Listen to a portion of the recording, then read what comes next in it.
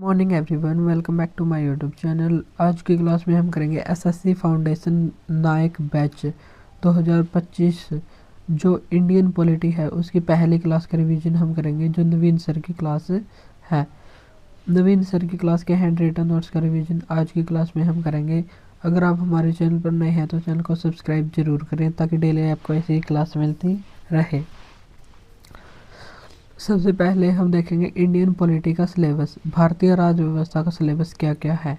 तो इसमें हम देखेंगे संविधान और राज्य व्यवस्था क्या होती है। फिर देखेंगे भारत का संवैधानिक विकास, जिसमें 1600 से 1853 तक के चार्टर एक्ट, और फिर नेक्स्ट क्लास में 1858 से मॉन्टेग्यू चैम्सफोर्ड अधिनियम तक की संवैधानिक विकास। फिर हम देखेंगे भारतीय शासन अधिनियम 1935 और 1937 का प्रांतीय चुनाव। फिर अगस्त प्रस्ताव 1940, क्रिप्स मिशन 1942 और कैबिनेट मिशन 2000, कैबिनेट मिशन 1946। फिर देखेंगे संविधान सभा का गठन, संविधान सभा की समिति और उप समिति, संविधान के स्रोत, संविधान की अनुसूचियाँ, संविधान के भाग। तो संविधान के स्रोत, संविधान को बनाने के लिए 60 देशों के संविधानों का अध्ययन किया, लेकिन मुख्य रूप से 10 देशों के संविधानों से भारतीय संविधान में बातें ग्रहण की गई हैं। फिर देखेंगे उद्देशिका या प्रस्तावना, संघ और उसका राज्य क्षेत्र, अनुच्छेद 1 से 4। राज्यों का पुनर्गठन, राज्यों का निर्माण कैसे कैसे हुआ, जैसे भाषाई आधार पर गठित भारत का पहला राज्य था आंध्र प्रदेश। नागरिकता, मौलिक अधिकार, डीपीएसपी जो राज्य के नीति निर्देशक तत्व में भाग 4 में, मूल कर्तव्य भाग 4A में, राष्ट्रपति, उपराष्ट्रपति, प्रधानमंत्री और मंत्रिपरिषद, महान्यायवादी, अनुच्छेद 76 में इसका वर्णन है, और वर्तमान में आर वेंकट रमणी। फिर देखेंगे संसद और संसद की कार्रवाई कैसे होती है, और संसदीय समितियां, विधेयक और उनके प्रकार क्या क्या होते हैं। भारतीय न्यायपालिका, इंडियन जुडिशियरी, जिसके बारे में हम सुप्रीम कोर्ट और हाई कोर्ट के बारे में देखेंगे। भारत का नियंत्रक या महालेखा परीक्षक। फिर देखेंगे राज्यपाल, राज्य विधानमंडल, उच्च न्यायालय, संघ राज्य संबंध, संघ और राज्यों के बीच संबंध क्या क्या होते हैं, स्थानीय स्वशासन, निर्वाचन आयोग, परिसीमन आयोग, संघ लोक सेवा आयोग और लोक सेवा आयोग और अन्य आयोग। फिर देखेंगे राजभाषा, और भारत की राजभाषा कौन सी है, तो भारत की राजभाषा है हिंदी। भाग कौन से भाग में वर्णन है ये आप बताना आपको कमेंट बॉक्स में, और ये अनुच्छेद 343 से 351 के बीच है। फिर देखेंगे लास्ट टॉपिक होगा सभी महत्वपूर्ण संविधान संशोधन। अब तक 106 संविधान संशोधन हो चुके हैं और 128 बिल पेश किए जा चुके हैं। तो जो इम्पोर्टेंट होंगे उनकी चर्चा इस क्लास में हम करेंगे। और आज का पहला टॉपिक है संविधान और राज्य व्यवस्था क्या होती है। चलिए हम शुरू करते हैं हमारी आज की क्लास।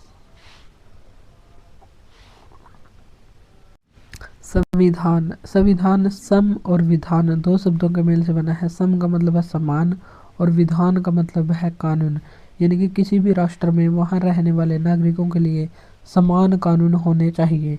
ऐसा कर्तव्य किसका है, संविधान का है। तो संविधान की परिभाषा क्या होगी, नियमों कानूनों का ऐसा संकलन या समूह जो किसी देश का शासन चलाने के लिए आवश्यक हो। किसी देश का शासन चलाने के लिए जिन भी नियम या कानूनों की आवश्यकता होती है उन नियमों या कानूनों का संकलन संविधान कहलाता है।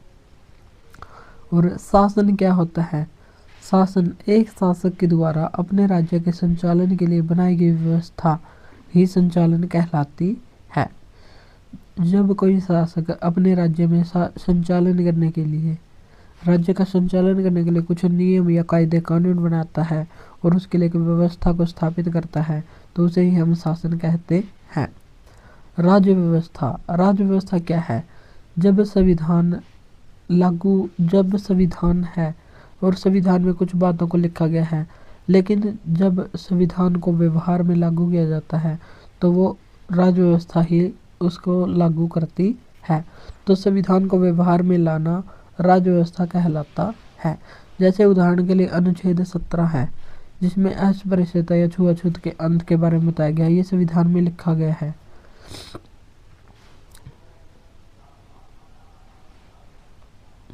और इस अनुच्छेद को लागू करने के लिए नागरिक अधिकार संरक्षण अधिनियम 1955 लाया गया, जिसमें छुआछूत का उल्लंघन करने पर कम से कम 1 महीना और अधिकतम 6 महीने की सजा का प्रावधान किया गया है। और इसमें कम से कम 100 रुपये और अधिकतम से अधिकतम 500 रुपये जुर्माना की भी घोषणा की गई है। तो ये जो अधिनियम है ये राज्य व्यवस्था के अंतर्गत आएगा, क्योंकि ये अनुच्छेद 17 को लागू करने की कोशिश कर रहा है और यह संविधान को व्यवहार में लागू करना चाह रहा है, इसलिए ये है राज्य व्यवस्था। और अनुच्छेद 17 जिसमें अस्पृश्यता के अंत का उल्लेख है, ये संविधान में के अंतर्गत आएगा। और छुआछूत का वर्णन सबसे पहले हमें कहाँ से मिलता है, तो ऋग्वेद के 10वें मंडल के पुरुषोक्त में समाज का वर्गीकरण कार्य के आधार पर किया गया था, जन्म के आधार पर नहीं। और कार्य के आधार पर 4 वर्गों में इसको बांटा गया था, ब्राह्मण, क्षत्रिय, वैश्य और शूद्र। ब्राह्मण शिक्षा संबंधी कार्य करते थे, क्षत्रिय रक्षा संबंधी कार्य करते थे, वैश्य व्यापार करते थे और सभी वर्गों की सेवा करना शूद्र का कर्तव्य माना जाता था। लेकिन कुछ समय बाद उत्तर वैदिक काल में ये सभी वर्ग कर्म के आधार पर न होकर जन्म के आधार पर हो गए। और इस प्रकार भारतीय समाज में छुआछूत की अवधारणा पैदा हो गई। और उसके लिए जब भारतीय संविधान का निर्माण किया गया तो अनुच्छेद 17 को रखा गया, जिसमें छुआछूत का अंत करने की बात कही गई। लेकिन इसको व्यवहार में लाने के लिए नागरिकता अधिकार संरक्षण अधिनियम 1955 को लाया गया है। नेक्स्ट है अनुच्छेद 21। अनुच्छेद 21 में लव मैरिज करने का हमको अधिकार है। सांस लेना, सोने का अधिकार, सोने का अधिकार भी भारतीय नागरिकों का मौलिक अधिकार है।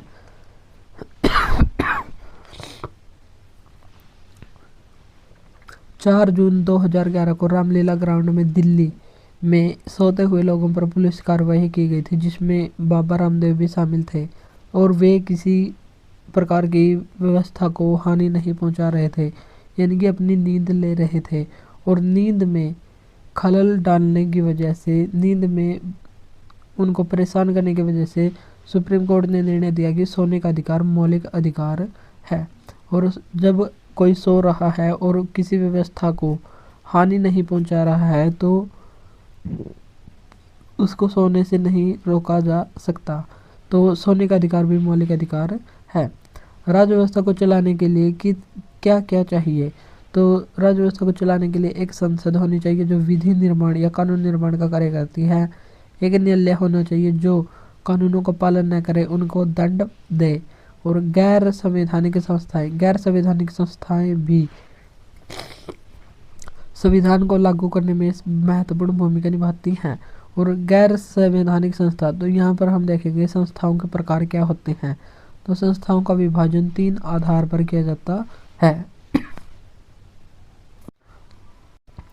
सबसे पहला आधार है संवैधानिक संस्थाएं। संवैधानिक से ही हम इसको ध्यान में रख सकते हैं कि जिनका वर्णन संविधान में है उनको संवैधानिक संस्थाएं कहेंगे। जैसे वित्त आयोग, निर्वाचन आयोग। वित्त आयोग का वर्णन संविधान के अनुच्छेद 280 में है और निर्वाचन आयोग 324 से 329 में है। तो ये हो जाएंगे संवैधानिक आयोग। फिर आते हैं असंवैधानिक आयोग जो संविधान का उल्लंघन करते हैं। संगठन तो ये होते हैं लेकिन संविधान का पालन नहीं करते बल्कि उसका उल्लंघन करते हैं। जैसे आतंकवादी संगठन, आतंक को बढ़ावा देना इनका मुख्य कार्य होता है। माओवादी संगठन, चाइना से ये स्टार्ट हुए थे। और माओ जेडोंग जो 1950 से 1951 तक रहे थे। ये सब इनका कथन था कि सभी राजनीतिक शक्तियां बंदूक की नाल से पैदा होती हैं। जितनी भी राजनीतिक शक्तियां हैं बंदूक के बल पर ही वो हमारे पास आ सकती हैं।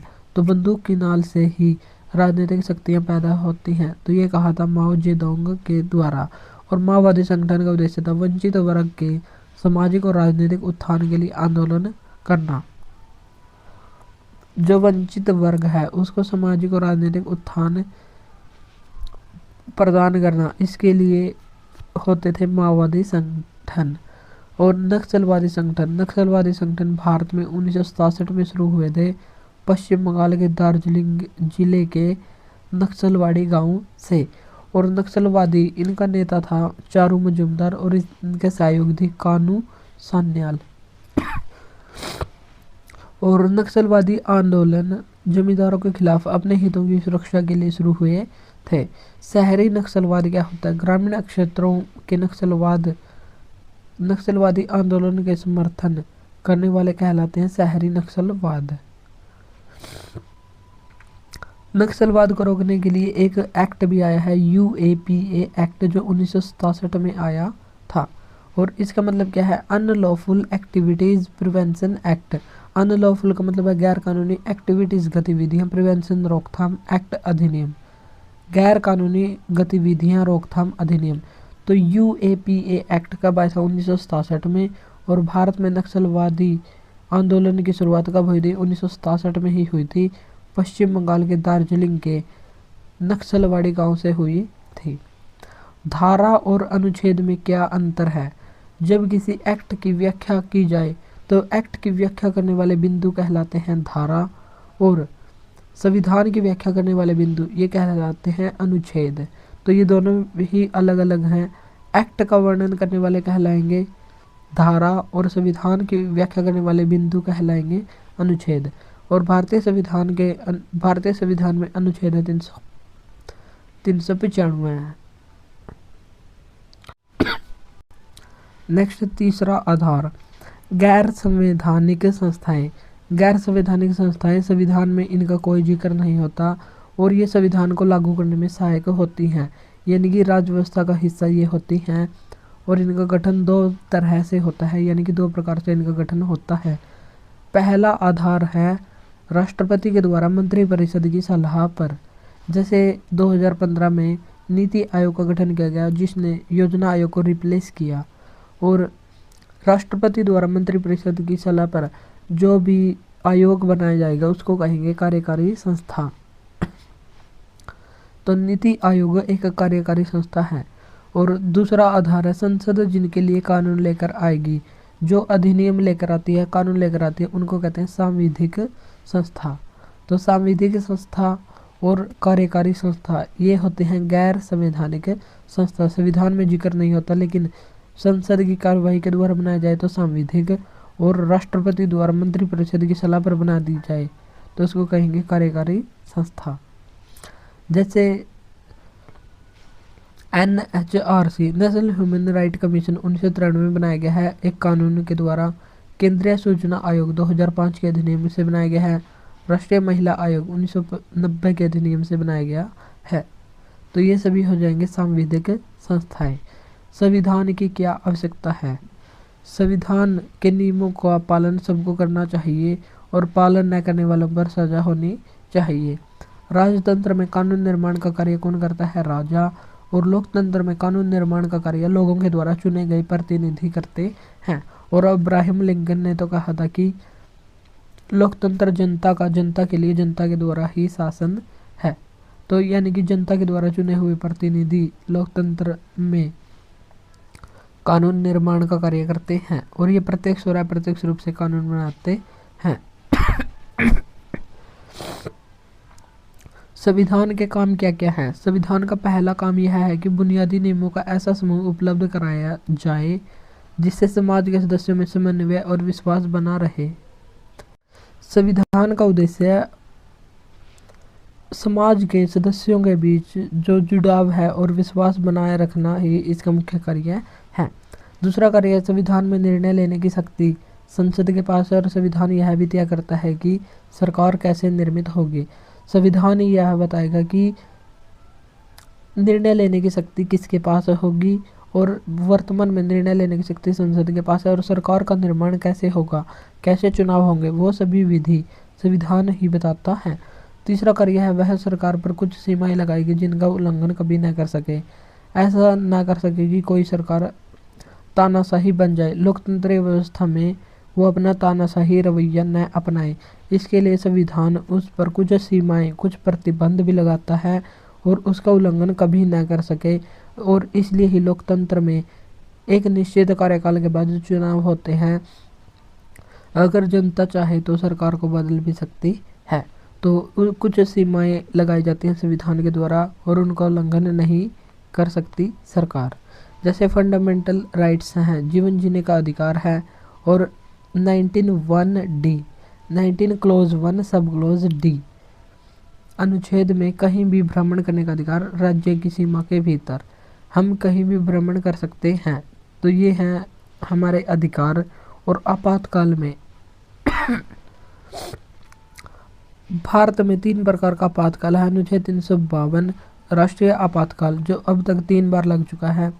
राष्ट्रपति शासन 100 से अधिक बार लग चुका है 356 में। और राज्य का संवैधानिक तंत्र विफल होने पर इसको लगाया जाता है अनुच्छेद 360। वित्तीय आपातकाल एक बार भी नहीं लगा है। आपातकाल में अनुच्छेद 20 और 21 ऐसे ही बने रहते हैं और बाकी अन्य जो मौलिक अधिकार है उनको निलंबित किया जा सकता है। और अनुच्छेद 20 और 21 ऐसे ही बने रहेंगे। ऐसा किस अनुच्छेद में बताया गया? अनुच्छेद 359 में बताया गया है। यानी कि मौलिक अधिकारों पर आपातकाल में क्या प्रभाव पड़ेगा, ये अनुच्छेद 359 में बताया गया है। अनुच्छेद 20, इसमें दोष सिद्धि से संरक्षण के बारे में बताया गया है। और एक अपराध के लिए एक बार ही सजा का प्रावधान इसमें किया गया है, दोहरी सजा नहीं हो सकती। और सजा भी कैसे होगी? अपराध घटित होने के समय कानून के अनुसार ही सजा होगी। यानी कि अगर किसी ने 2005 में कोई मर्डर कर दिया और उस समय उसकी सजा है 2 वर्ष की जेल, और बाद में 2007 या उसके बाद हत्या करने की सजा 4 वर्ष हो गई, तो उसको 2005 के अनुसार ही सज़ा मिलेगी, नई सज़ा उसको नहीं मिलेगी। और एक ही बार सज़ा मिलेगी, क्योंकि भारतीय संविधान में अनुच्छेद 20 के तहत एक अपराध के लिए केवल एक ही बार सज़ा मिल सकती है। और संविधान का चौथा कार्य है सरकार को जनता की आकांक्षा पूरा करने की क्षमता प्रदान करना, ताकि न्यायपूर्ण समाज की स्थापना हो सके। समाज में अन्याय न हो, समाज में न्यायपूर्ण स्थापना हो सके, इसलिए सरकार को कुछ विशेष सुविधाएं भी दी जाती हैं और सरकार को जनता की आकांक्षा पूरा करने की क्षमता प्रदान भी करता है। 1982 में एशियन गेम्स हुए थे भारत में दूसरी बार, लेकिन वैसे 8वां क्रम था। और पहली बार हुए थे 1951 दिल्ली में, और 1982 में भी दिल्ली में ही हुए थे। और ठेकेदार ने कुछ मजदूरों को हायर कर लिया था और न्यूनतम मजदूरी इनको नहीं मिली थी। तो बाद में मजदूरों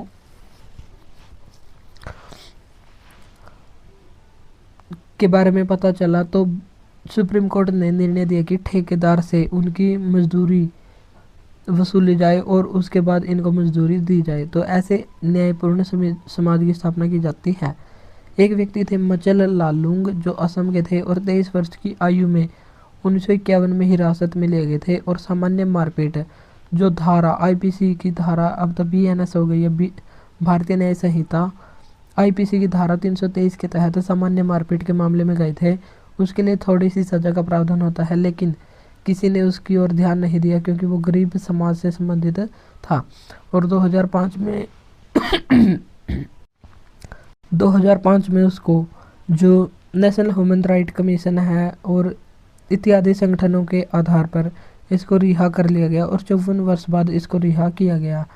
तो ऐसे समाज में जो जिनकी पहुंच अच्छी नहीं है या जो निम्न समुदाय से संबंधित होते हैं, उनको अच्छा न्याय प्रदान करना भी भारतीय संविधान का मुख्य कार्य है। और ज़्यादातर संविधान होते हैं जो लिखित होते हैं, लेकिन कुछ ऐसे देश भी हैं जहां पर अलिखित संविधान होते हैं। और लिखित संविधान भारत का सबसे बड़ा लिखित संविधान है और अलिखित संविधान इंग्लैंड का है। इंग्लैंड या ब्रिटेन का अलिखित संविधान है, अब तक लिखा नहीं गया है। तो आज की क्लास में हम करेंगे इतना ही, बाकी करेंगे हम नेक्स्ट क्लास में। तो आज के लिए इतना ही। अगर क्लास अच्छी लगी हो तो इसको लाइक और शेयर जरूर करें। और इस क्लास की पीडीएफ, पहली क्लास है तो इस क्लास की पीडीएफ टेलीग्राम ग्रुप पर मिल जाएगी। तो आज के लिए इतना ही, मिलते हैं नेक्स्ट वीडियो में। Thank you. Hello everyone, welcome back to my YouTube channel. आज की क्लास में हम करेंगे इंडियन पॉलिटी की सेकंड क्लास का रिवीजन, जिसमें हम देखेंगे भारतीय संविधान की महत्वपूर्ण विशेषताएं। और हम कर रहे हैं एसएससी फाउंडेशन नाइक बैच का हैंड रिटन नोट्स की फॉर्म में रिवीजन। अगर आप हमारे चैनल पर नए हैं तो चैनल को सब्सक्राइब जरूर करें, ताकि डेली आपको ऐसी क्लास मिलती रहे और कम समय में ज़्यादा रिवीजन होता रहे। और इस क्लास की पीडीएफ कहाँ पर मिलेगी, इसकी भी चर्चा हम क्लास के एंड में करेंगे, तो अंत तक बने रहें। चलिए शुरू करते हैं हमारी क्लास। तो भारतीय संविधान की विशेषताएं। भारतीय संविधान की विशेषताओं के बारे में अब हम देखेंगे। संकलन के आधार पर संविधान कितने प्रकार का होता है? संकलन के आधार पर संविधान दो प्रकार का होता है। एक होता है लिखित संविधान और एक होता है अलिखित संविधान। लिखित संविधान की विशेषता क्या होती है कि उसका अधिकांश भाग लिखा हुआ होता है, लेकिन उसका कुछ भाग जो अलिखित भी होता है, यानी कि अलिखित अंश इसमें कम होता है और लिखित अंश इसमें ज़्यादा होता है। और अलिखित संविधान में अलिखित अंश ज़्यादा होता है और लिखित भाग या अंश कम होता है। और लिखित संविधान में उदाहरण है भारत का संविधान, और इसकी लागू होने की एक निश्चित तिथि भी होती है। जैसे भारत का संविधान 26 नवंबर 1949 को लागू, और भारत का संविधान लागू हुआ 26 जनवरी 1950 को, लेकिन बनकर तैयार हो गया था 26 नवंबर 1949 को। और अलिखित संविधान में उदाहरण है ब्रिटेन का संविधान, लेकिन उसका कुछ भाग लिखा हुआ है। जैसे वहाँ का मैग्ना कार्टा, जो 15 जून 1215 को राजा जॉन के द्वारा लिखवाया गया था। और अलिखित संविधान परंपराओं पर आधारित होता है, जबकि लिखित संविधान निर्मित होता है। और जो अलिखित संविधान होता है यह परंपराओं से विकसित होता है। लिखित संविधान में लागू होने की तारीख होती है, लेकिन अलिखित संविधान में लागू होने की कोई तारीख नहीं होती। तो ये देख रहे हैं हम लिखित और अलिखित संविधान की विशेषताएं। लिखित संविधान में एकात्मक, संघात्मक, अर्धसंघात्मक सरकार या संविधान होता है, जबकि अलिखित संविधान में हमेशा एकात्मक सरकार होती है। लिखित संविधान में न्यायपालिका विधायिका की तुलना में अधिक शक्तिशाली होती है, यानी कि स्वतंत्र न्यायपालिका होती है, जबकि अलिखित संविधान में विधायिका अधिक शक्तिशाली होती है न्यायपालिका की अपेक्षा। और भारत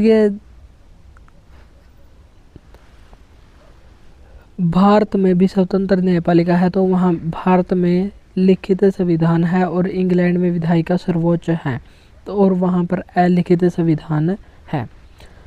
संविधान देश की राज्य व्यवस्था को तय करता है, और राज्य व्यवस्था क्या होती है? जो संविधान को लागू करने का प्रयास करती है या संविधान को व्यवहार में लागू करती है, उसको कहते हैं राज्य व्यवस्था। और राज्य व्यवस्था की प्रकृति कैसी होती है?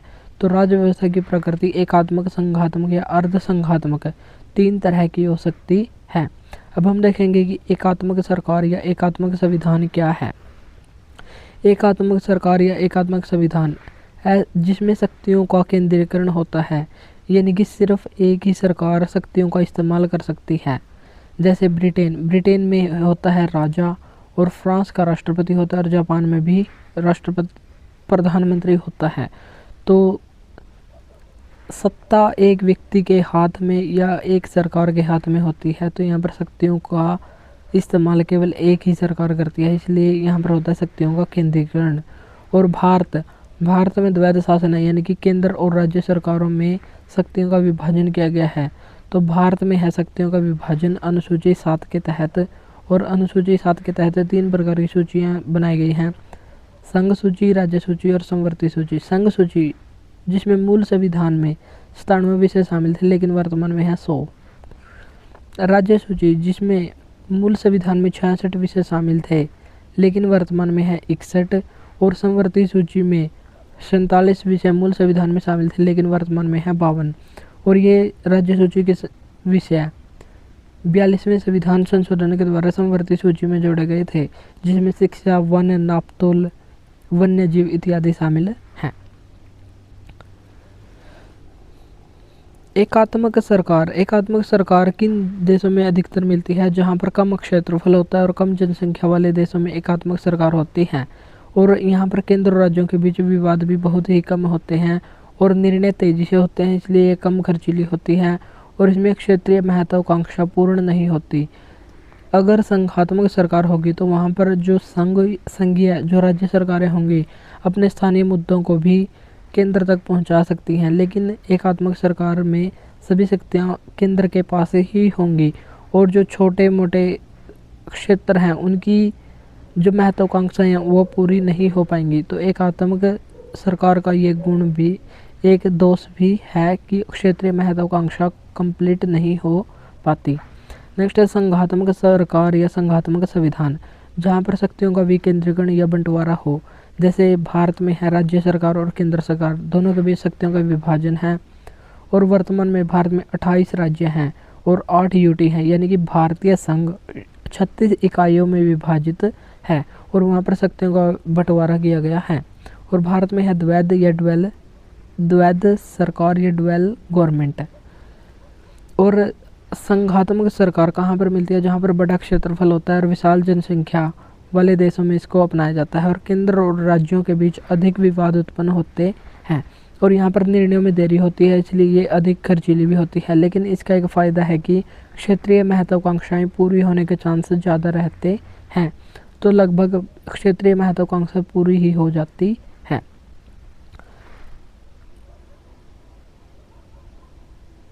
भारत में कैसी व्यवस्था है? भारतीय संविधान एक अर्ध संघात्मक संविधान है, न तो यह पूर्ण रूप से एकात्मक है और न ही संघात्मक है। जैसे अगर हम आपातकाल में देखें, आपातकाल में सभी शक्तियां एक सरकार के पास पहुंच जाती हैं, यानी कि एकात्मक रूप धारण कर लेता है। लेकिन जब सामान्य काल होता है तो वहां पर संघात्मक व्यवस्था रहती है। और भारत को अर्ध संघात्मक राज्य ही क्यों कहा गया, उसे अर्ध एकात्मक राज्य क्यों नहीं कहा गया? तो इस प्रश्न की चर्चा भी हम इसी क्लास में करेंगे। भारत का संविधान अर्ध संघात्मक है, ऐसा कथन किसने कहा था? तो ये कहा था केसी वहीयर के द्वारा। और भारत में 2 प्रकार की सरकार है, केंद्र सरकार और राज्य सरकार। और केंद्र सरकार अगर आपातकाल हो, आपातकाल में एकात्मक सरकार बन जाती है और अखिल भारतीय सेवाओं की नियुक्ति राष्ट्रपति के द्वारा होती है।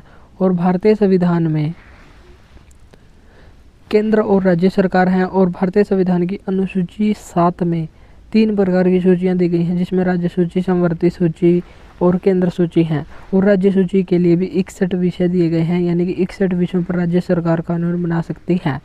तो ये बात राज्य सूची की ये बात भारत को एकात्मक नहीं बल्कि संघात्मक बनाती है और भारत में एकात्मक की अपेक्षा संघात्मक शक्तियों का झुकाव ज़्यादा है, इसलिए भारत को अर्ध संघात्मक राज्य कहा जाता है।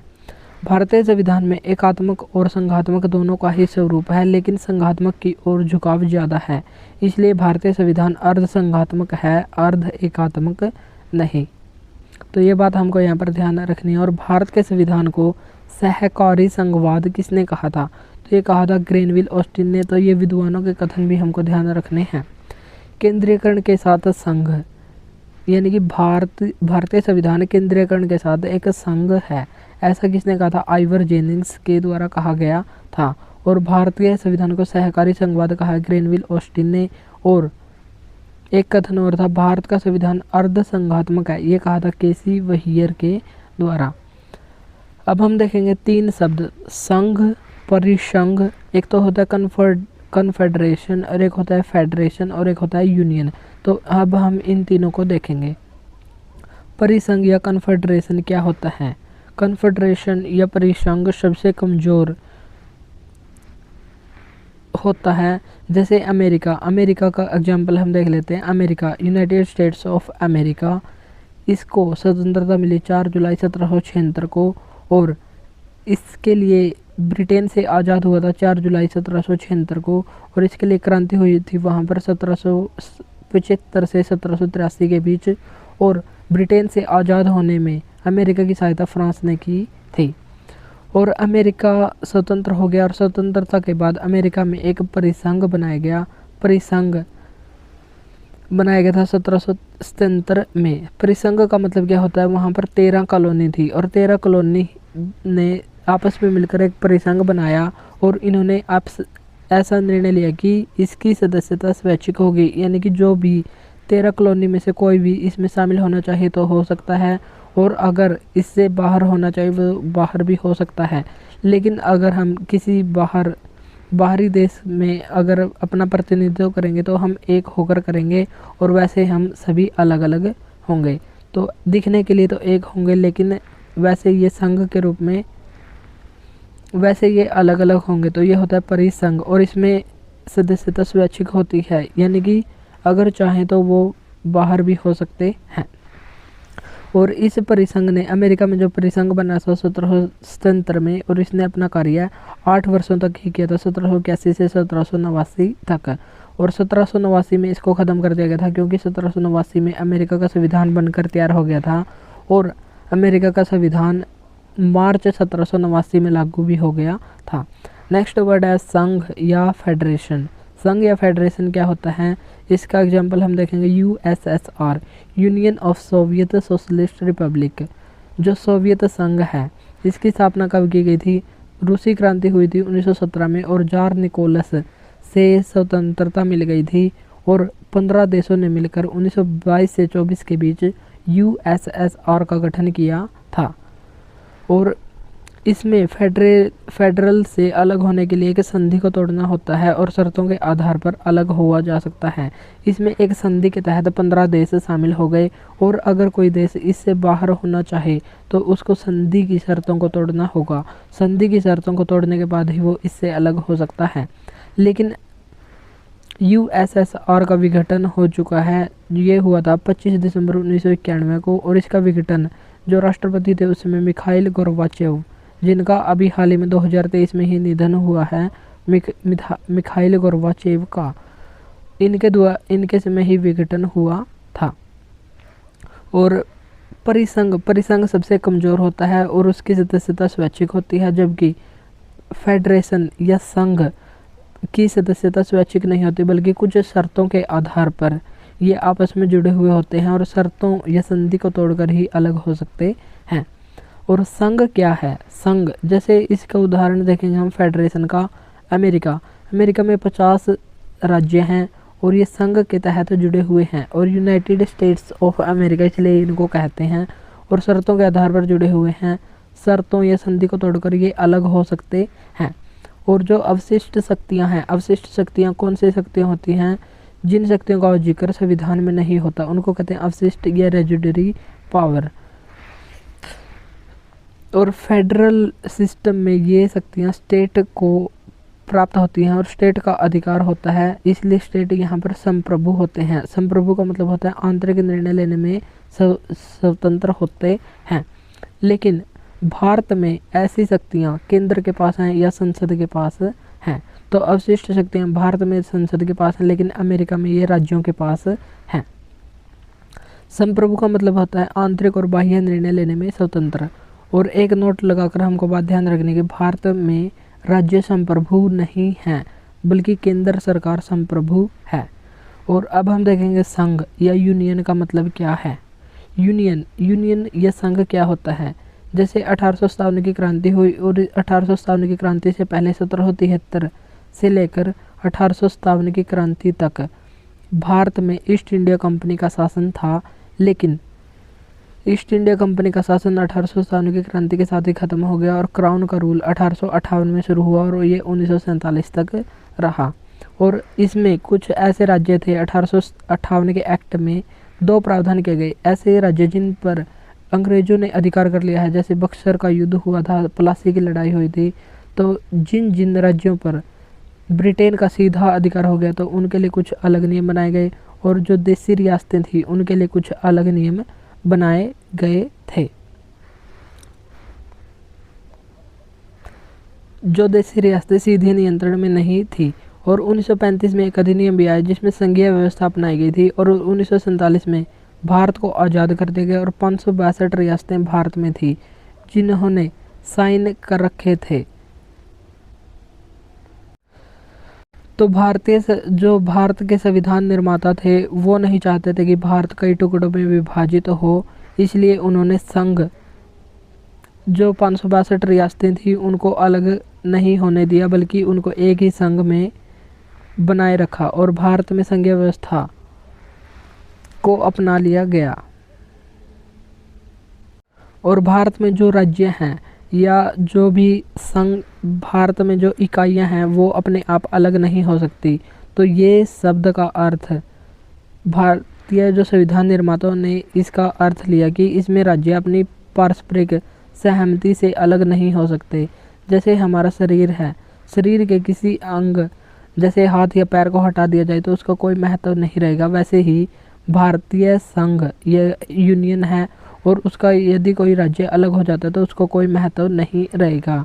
और यूनाइटेड का मतलब होता है एक मशीन की तरह, और मशीन के अलग अलग जो पुर्जे हैं वो अलग अलग काम आ सकते हैं, तो इसलिए वो तो अलग हो सकते हैं, लेकिन भारतीय संघ में से राज्य अलग नहीं हो सकते, वो पारस्परिक सहमति से अलग नहीं हो सकते। तो हमने 3 शब्दों को देखा, परिसंघ यानी कि कन्फेडरेशन, और एक देखा संघ यानी कि फेडरेशन, और एक देखा संघ यूनियन। परिसंघ सबसे कमज़ोर होता है और संघ उससे मजबूत होता है, और जो यूनियन होता है वो सबसे मजबूत होता है। और इसमें राज्य किसी समझौते या संधि के तहत नहीं जुड़े होते, बल्कि अभिन्न अंग बनकर जुड़े हुए होते हैं। और भारत में जब 562 रियासतें थी, उनमें से 3 रियासतों ने भारतीय संघ में शामिल होने से मना कर दिया था। एक थी जम्मू कश्मीर रियासत, जहाँ के राजा थे हरि सिंह। जूनागढ़ रियासत, जहाँ का शासक मुस्लिम था लेकिन जनता हिंदू थी। और हैदराबाद रियासत, जिसके निजाम जब वहाँ पर हमला किया गया तो वहाँ के निजाम रानियों को छोड़कर भी भाग गए थे। और ऑपरेशन पोलो के द्वारा सितंबर 1948 में ऑपरेशन पोलो के तहत हैदराबाद को भारतीय संघ में मिला लिया गया था।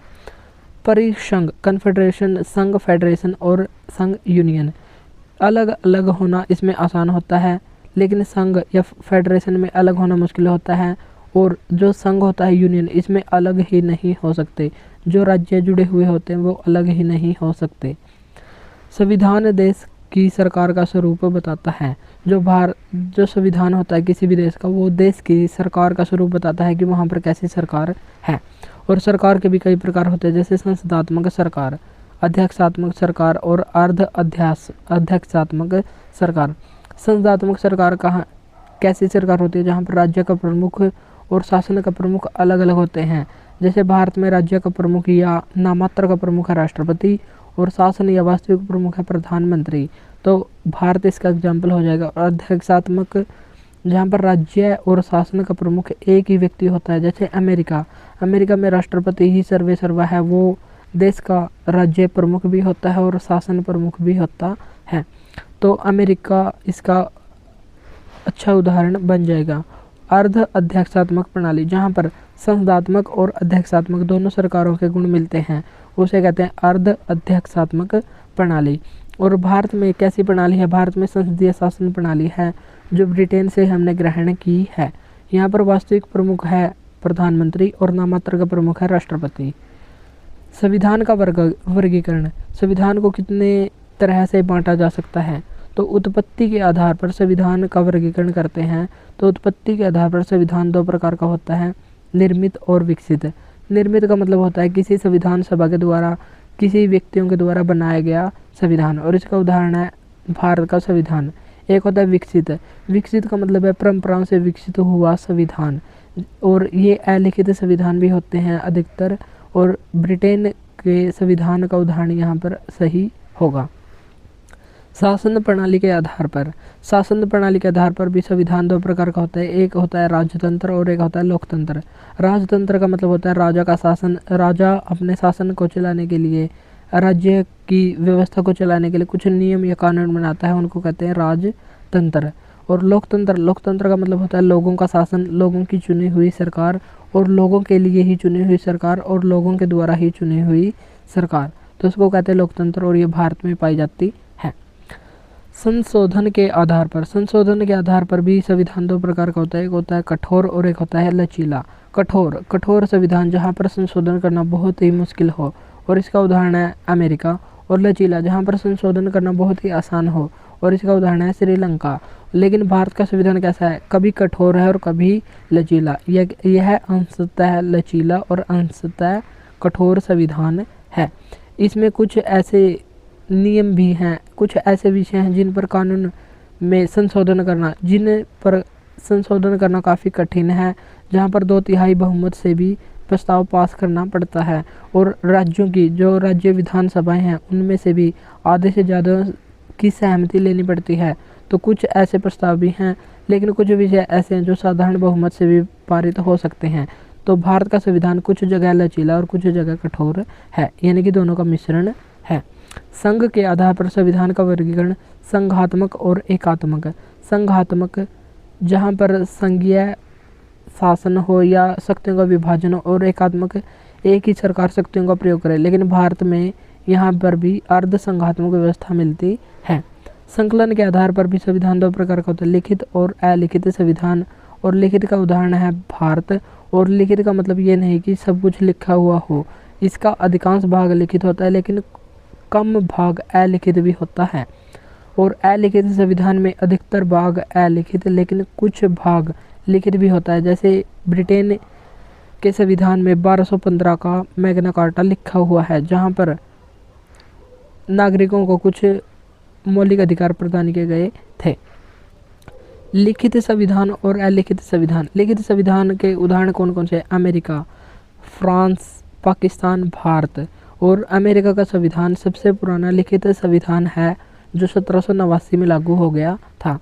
अलिखित संविधान, इसके उदाहरण है ब्रिटेन, कनाडा, न्यूजीलैंड और सऊदी अरब। और यहाँ का मैग्ना कार्टा आया था 15 जून 1215 को। तो इनके उदाहरण हमको ध्यान रखने। और ब्रिटिश गवर्नमेंट ने मैग्ना कार्टा जारी किया था 15 जून 1215 को, और इसमें प्रधानमंत्री थे जॉन। और स्टीफन लैंगटन के द्वारा मैग्ना कार्टा को तैयार किया गया था, और मैग्ना कार्टा अधिकारों का एक घोषणा पत्र था। लिखित संविधान। लिखित संविधान सबसे बड़ा संविधान किस देश का है? तो सबसे बड़ा लिखित संविधान है भारत देश का। और सबसे छोटा, शब्दों के आधार पर सबसे छोटा लिखित संविधान, तो यह मोनाको देश का संविधान, जिसमें 3814 शब्द हैं। और अगर अनुच्छेदों के तहत देखें, अनुच्छेदों के आधार पर सबसे छोटा संविधान, तो यह है अमेरिका का संविधान, जहां पर मात्र 7 अनुच्छेद हैं। और भारत के संविधान में 395 अनुच्छेद, और अमेरिका के में हैं 7 अनुच्छेद, और इसमें 7762 शब्द हैं। और ये सबसे पुराना लिखित संविधान है। लेकिन कुछ लोगों में विवाद है, और कुछ लोग सैन मेरिनो को सबसे पुराना लिखित संविधान मानते हैं, जो सन 1600 में लिखा गया था।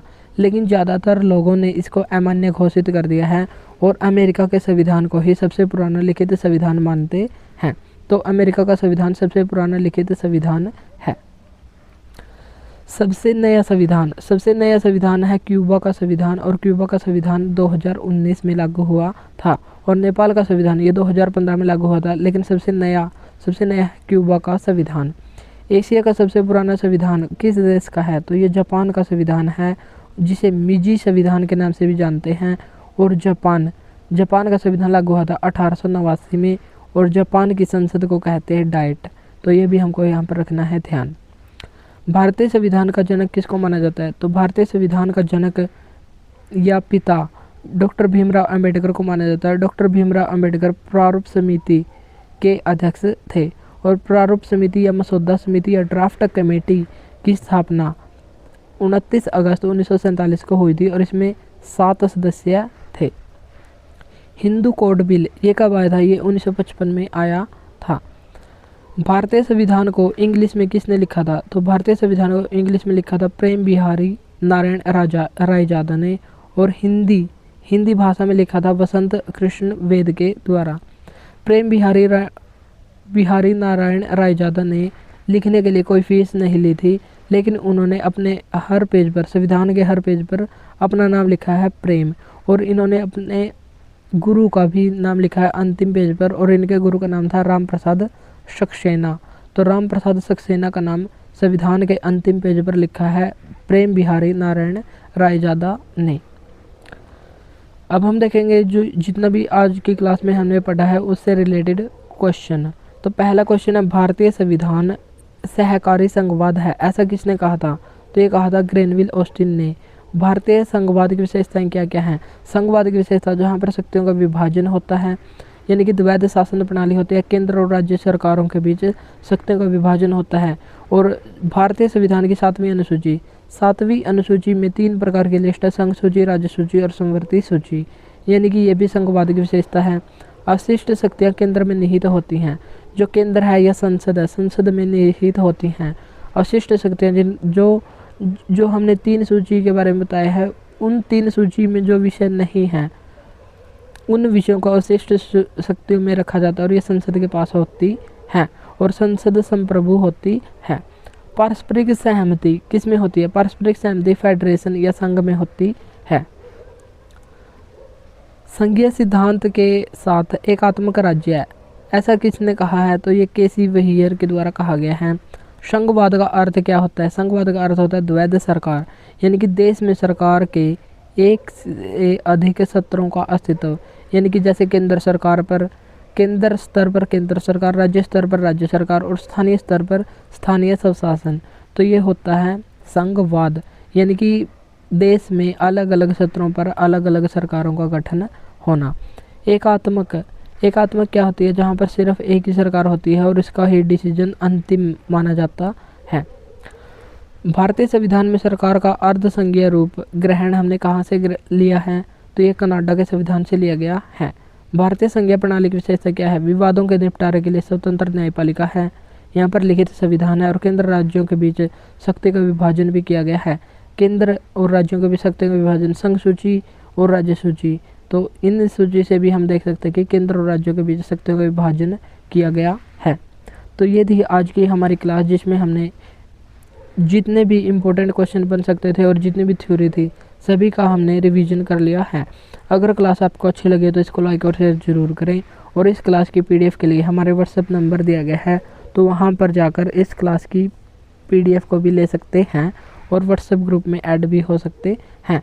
तो आज के लिए इतना ही, मिलते हैं नेक्स्ट वीडियो में। Thank you. Good morning everyone, welcome back to my YouTube channel. आज की क्लास में हम करेंगे इंडियन पॉलिटी और ये हमारी इंडियन पॉलिटी की 3rd क्लास है। इससे पहले हमने 2 क्लासेस को कर लिया है। अगर आपने वो ना देखी तो प्लेलिस्ट बनी हुई है, तो आप उनको भी देख सकते हैं। और अगर आप हमारे चैनल पर नए हैं तो चैनल को सब्सक्राइब जरूर करें ताकि डेली आपको ऐसी क्लास मिलती रहे। और इस क्लास में हम SSC नायक जो फाउंडेशन बैच है उसके हैंड रिटन नोट्स का रिवीजन करते हैं। और आज का हमारा टॉपिक होगा राज्य व्यवस्था और सरकार के अंग। चलिए पहले हम थोड़ा सा रिवीजन कर लेते हैं कि कल हमने क्या क्या पढ़ा था। कल हमने देखा था कि संकलन के आधार पर संविधान 2 प्रकार का होता है, लिखित और अलिखित।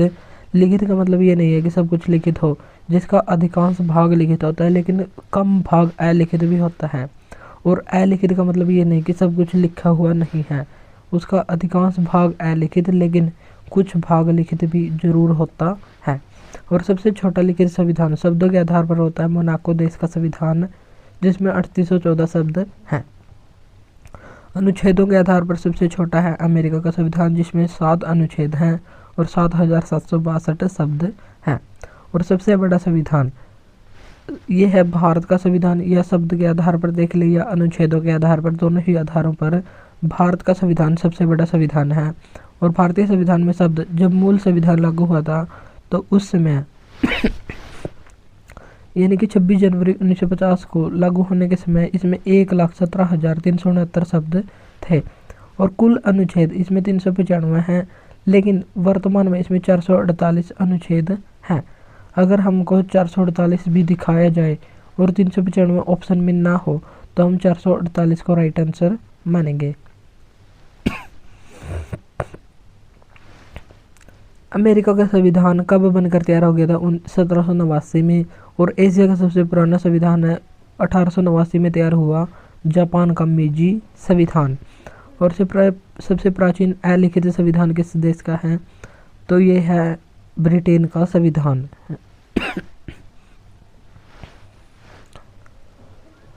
भारतीय संविधान पर अलंकरण का मतलब होता है उसको सजाने के लिए जो उसमें फूल पत्तियां वगैरह बनाई गई हैं, तो वो किसने बनाई थी? तो अलंकरण किया था नंदलाल घोष के द्वारा और राम मनोहर सिन्हा। और इनके साथ ही 22 सदस्य भी थे। और यदि एक शब्द में पूछा जाए तो नंदलाल बोस या घोष, तो इनके द्वारा अलंकरण किया गया था। और शांति निकेतन के ये छात्र थे और इनके गुरु का नाम था अवनींद्र नाथ टैगोर। और अवनींद्र नाथ टैगोर ने 2 पेंटिंग काफ़ी फेमस बनाई थी, माई मदर पेंटिंग और भारत माता पेंटिंग। तो ये दोनों ही अवनींद्रनाथ टैगोर ने बनाई थी, जो नंदलाल घोष के गुरु थे और शांति निकेतन में ये पढ़ाते थे। अब संविधान या सरकार के अंगों की सीमाएं तय करता है। जो हमारा संविधान है, सरकार के 3 अंग होते हैं और तीनों अंगों के को शक्तियां भी प्रदान करता है और ये तीनों अंग आपस में एक दूसरे पर प्रतिबंध या सीमाएं भी लगाते हैं। अब हम देखेंगे सरकार के 3 अंग कौन कौन से हैं। तो सबसे पहले विधायिका या लेजिस्लेचर, दूसरा कार्यपालिका या एग्जीक्यूटिव और तीसरा है न्यायपालिका या जुडिशरी। विधायिका विधि निर्माण का कार्य करता है और भारत में संसद और राज्यों में विधानसभा, केंद्र में तो संसद है और राज्यों में विधानसभा कानून निर्माण का कार्य करती है। कार्यपालिका होती है विधियों का क्रियान्वयन या कानूनों को लागू कौन करता है? केंद्र स्तर पर करता है राष्ट्रपति और राज्य में करता है राज्यपाल। न्यायपालिका कानूनों की व्याख्या करना और न्याय प्रदान करना इसका मुख्य कार्य है और भारत में एकीकृत न्यायपालिका है जो सुप्रीम कोर्ट ही भारत का सर्वोच्च न्यायालय कहलाएगा। भारत में एक ही सर्वोच्च न्यायालय है, अलग अलग राज्यों में कोई भी सर्वोच्च न्यायालय नहीं है। सरकार के अंगों के बीच शक्तियों का बंटवारा क्या कहलाता है? तो सरकार के अंगों के बीच शक्तियों का बंटवारा कहलाता है सत्ता का क्षैतिज वितरण। विधायिका हमारे यहाँ पर 2 प्रकार से होती है, इसलिए यहाँ पर है संघवाद, यानी कि शक्तियों का विभाजन है और विधायिका का कार्य विधि निर्माण करना है। केंद्र स्तर पर होती है संसद के भी 2 सदन होते हैं, लोकसभा और राज्यसभा। लोकसभा को निम्न सदन, पॉपुलर हाउस, जनता का सदन कहते हैं और राज्यसभा को अपर हाउस या ऊपरी सदन भी कहा जाता है। और संसद का वर्णन है अनुच्छेद 79, लोकसभा का है 81 और राज्यसभा का वर्णन अनुच्छेद 80 में है। राज्य स्तर पर राज्य सरकार मिलती है और वहाँ पर विधानमंडल कानून बनाता है और विधानमंडल के भी 2 सदस्य होते हैं, विधान परिषद और विधानसभा। विधानमंडल का उल्लेख है अनुच्छेद 168 में, विधान परिषद का उल्लेख है अनुच्छेद 169 में और विधानसभा इसका उल्लेख है अनुच्छेद 170 में। जैसे केंद्र में निम्न सदन होता है लोकसभा, वैसे ही राज्य स्तर पर निम्न सदन होता है विधानसभा और उच्च सदन कहलाता है विधान परिषद और विधान परिषद के सदस्यों को MLC member of legislative council कहते हैं और विधानसभा के सदस्यों को MLA member of legislative assembly कहते हैं। इनका मतलब होता है विधायक और ये होते हैं MLC विधान परिषद के सदस्य। वर्तमान में 6 ही राज्य ऐसे हैं जहां पर विधान परिषद भी है और सभी राज्यों में विधान परिषद नहीं है, बल्कि 6 ही राज्यों में विधान परिषद और ये 6 राज्य हैं उत्तर प्रदेश, बिहार, महाराष्ट्र, कर्नाटक, तेलंगाना और आंध्र प्रदेश। जैसे हिमाचल प्रदेश राज्य है, वहाँ पर विधान परिषद नहीं है लेकिन विधानसभा सभी राज्यों में है और प्रत्येक राज्य में 2 सदन हो ये आवश्यक नहीं है, राज्य इसमें स्वतंत्र है। राज्य अगर चाहे तो विधान परिषद को अपने राज्यों में ला सकता है, यह राज्य की इच्छा पर निर्भर करता है, लेकिन उसके लिए केंद्र सरकार की अनुमति भी चाहिए। कार्यपालिका विधियों का क्रियान्वयन करती है, जो कानून है उनको लागू करती है और केंद्र स्तर पर कानून लागू कौन करता है? राष्ट्रपति करता है, उपराष्ट्रपति करता है, प्रधानमंत्री करता है और मंत्रिपरिषद करता है। राष्ट्रपति नामात्र का प्रमुख कहलाता है और उपराष्ट्रपति भी इसके ही जैसा है, जो राज्यसभा का उपसभापति कहलाता है अनुच्छेद 64 के तहत। प्रधानमंत्री राष्ट्रपति को सलाह देने के लिए एक व्यक्ति होगा जो प्रधानमंत्री होगा और प्रधानमंत्री की सलाह के लिए राष्ट्रपति को केंद्र में सलाह देने के लिए एक मंत्रिपरिषद होगी और उसका एक अध्यक्ष होगा जिसको हम कहेंगे प्रधानमंत्री। तो राष्ट्रपति का उल्लेख अनुच्छेद 52 में, उपराष्ट्रपति पद का उल्लेख है अनुच्छेद 63 में, प्रधानमंत्री पद का उल्लेख है 75 के पार्ट 1 में और 74 में मंत्रिपरिषद का उल्लेख किया गया है। और राज्य स्तर में कानूनों को लागू कौन करता है? राज्यपाल और वास्तविक प्रमुख होता है मुख्यमंत्री और उसकी मंत्रिपरिषद।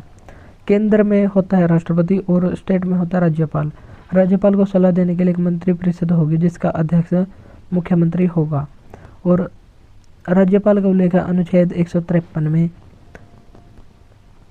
मुख्यमंत्री का उल्लेख किया गया है अनुच्छेद 164 में और मंत्रिपरिषद इसका उल्लेख 163 अनुच्छेद में किया गया है।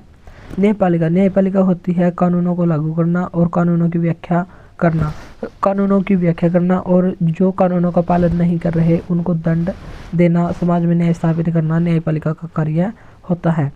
भारत में एकीकृत न्यायपालिका है। एकीकृत का मतलब है एक ही सर्वोच्च न्यायालय है, जिसका वर्णन अनुच्छेद 124 में किया गया है। और हाई कोर्ट उससे नीचे आते हैं। जो भी सुप्रीम कोर्ट के निर्णय हैं सभी को मानने अनिवार्य होंगे और अनुच्छेद 214 में हाई कोर्ट का उल्लेख किया गया है। और वर्तमान में हाई कोर्ट की संख्या कितनी है, तो 25 हाई कोर्ट है। अनुच्छेद 231 इसके नीचे आते हैं जिला न्यायालय। जिला न्यायालय सबसे पहले होता है सुप्रीम कोर्ट, फिर होता है हाई कोर्ट और फिर होता है जिला न्यायालय, जिसको डिस्ट्रिक्ट और सेशन कोर्ट भी कहते हैं। अब हम देखेंगे राज्य व्यवस्था क्या होता है। इससे पहले क्लास में भी हमने देखा था और आज फिर संविधान को व्यवहार में लाने के लिए जिस व्यवस्था का इस्तेमाल किया जाता है उसको हम कहते हैं राज्य व्यवस्था।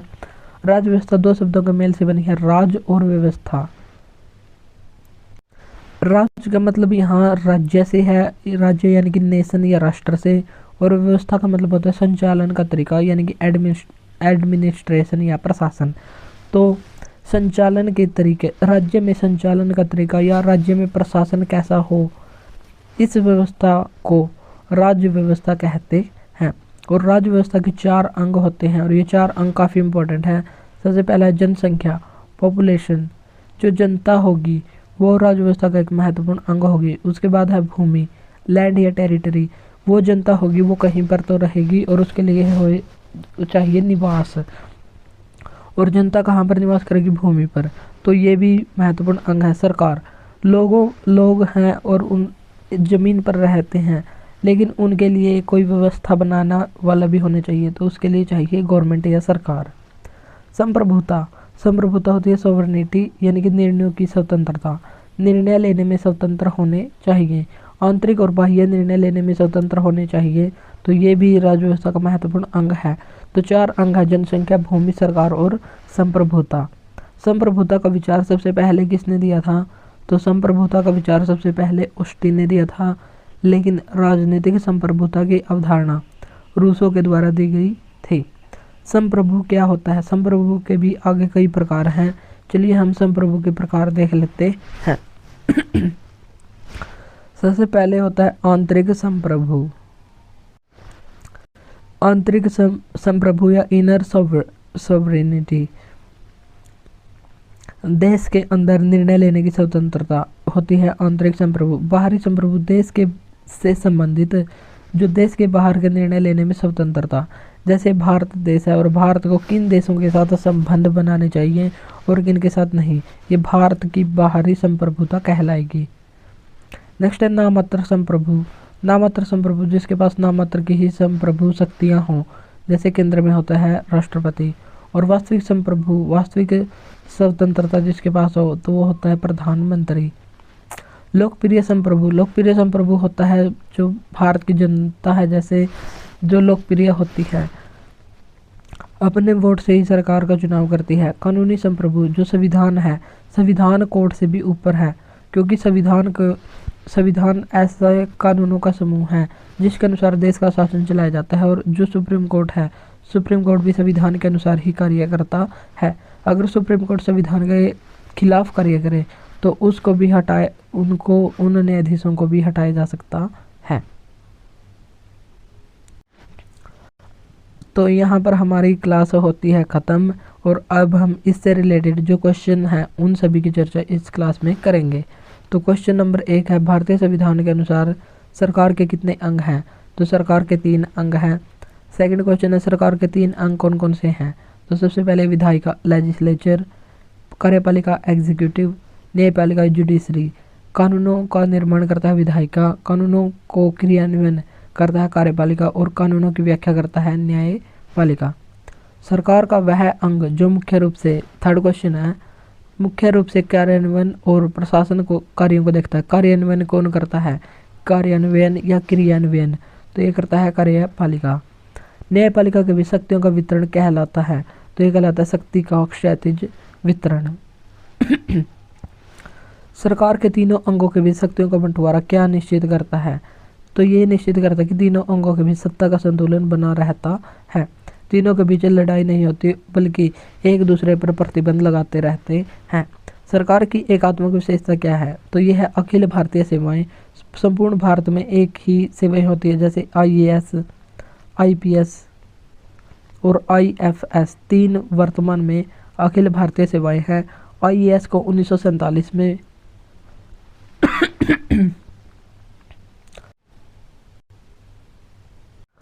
अखिल भारतीय सेवाएं, अखिल भारतीय IAS, IPS और IFS होती हैं। IAS को 1947 में भारतीय संविधान में डाला गया था। भारतीय संविधान की संघात्मक विशेषताएं क्या क्या होती हैं? लिखित संविधान, ये तो संघात्मक और एकात्मक दोनों ही हो सकते हैं। शक्तियों का विभाजन, जो संविधान की 7वीं अनुसूची है, जिसमें 3 सूचियां हैं, संघ सूची, राज्य सूची, संवर्ती सूची, इसमें शक्तियों का विभाजन किया गया है। और स्वतंत्र न्यायपालिका, ये संघात्मक संविधान की विशेषता है। संप्रभु राज्य क्या होता है? संप्रभु राज्य तब भी राज्य रह सकता है अगर कोई दूसरा देश प्रभुत्व के साथ या उसके बिना संप्रभु हो। राजनीतिक संप्रभुता की अवधारणा किसने दी थी? संप्रभुता की अवधारणा तो दी थी ऑस्टिन ने, और राजनीतिक संप्रभुता की अवधारणा रूसो ने दी थी। एक पूर्ण संप्रभु बिना किसी प्रतिबंध के तानाशाही करने वाले सम्राट को क्या कहा जा सकता है? तो इसको कहते हैं निरंकुश। अगर बिना किसी प्रतिबंध के तानाशाही करता है तो उसको कहते हैं तानाशाह। और अगर तानाशाह संप्रभु हो जाए तो उसको हम कहेंगे निरंकुश या ऑटोक्रेसी। भारतीय संविधान डैश है क्योंकि आंतरिक और बाहरी मामलों में निर्णय लेने का सर्वोपरि अधिकार जनता में निहित है। जो आंतरिक और बाहरी निर्णय अपने आप ले, आंतरिक निर्णय लेने में स्वतंत्र हो, तो उसको हम कहेंगे संप्रभु। समाजवाद, समाजवाद कैसा है? समाज के हर वर्ग तक लाभ पहुंचाना इसका मुख्य उद्देश्य होता है। धर्मनिरपेक्ष का मतलब होता है किसी विशेष धर्म की ओर झुकाव न होना, सभी धर्मों पर बराबर, सभी धर्मों का सम्मान करना, किसी भी धर्म के बारे में बुराई ना कहना। संविधान तैयार करने वाला पहला देश कौन था? तो ये था अमेरिका। विश्व का सबसे प्राचीन और अलिखित संविधान किस देश का है? ब्रिटेन का। भारतीय संविधान के शब्द हैं 1,17,369 शब्द, जो मूल संविधान में और 395 अनुच्छेद और वर्तमान में है 448 अनुच्छेद। संप्रभुता का मुद्दा सर्वप्रथम किसने उठाया था? तो उठाया था ऑस्टिन ने। तो आज की क्लास में हमने किया कि राज्य व्यवस्था और सरकार के अंग क्या कितने हैं, और उनसे रिलेटेड जितने भी क्वेश्चन बन सकते थे उन क्वेश्चन का रिवीजन आज की क्लास में हमने किया है। और इस क्लास की PDF के लिए हमारा व्हाट्सएप नंबर दिया गया है, तो व्हाट्सएप नंबर पर कॉन्टैक्ट करके इस क्लास की PDF को ले सकते हैं। तो आज के लिए इतना ही, मिलते हैं नेक्स्ट वीडियो में। Thank you.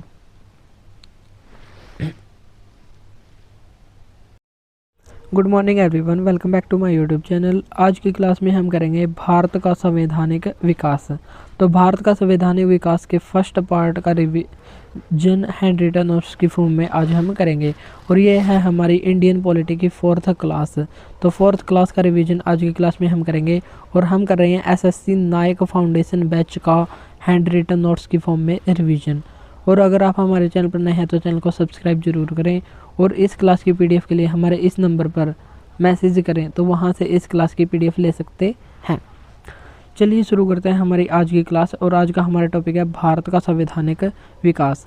भारत के संविधान की नींव का पत्थर किस एक्ट को कहा जाता है? तो इसका आंसर देना आपको कमेंट बॉक्स में। भारत का संवैधानिक विकास सबसे पहले आया था चार्टर एक्ट 1600 का राजलेख। राजलेख का मतलब क्या होता है? राजा के द्वारा जो अनुमति दी गई थी वो जिस लेख में लिख कर दी गई थी उसको कहते हैं राजलेख।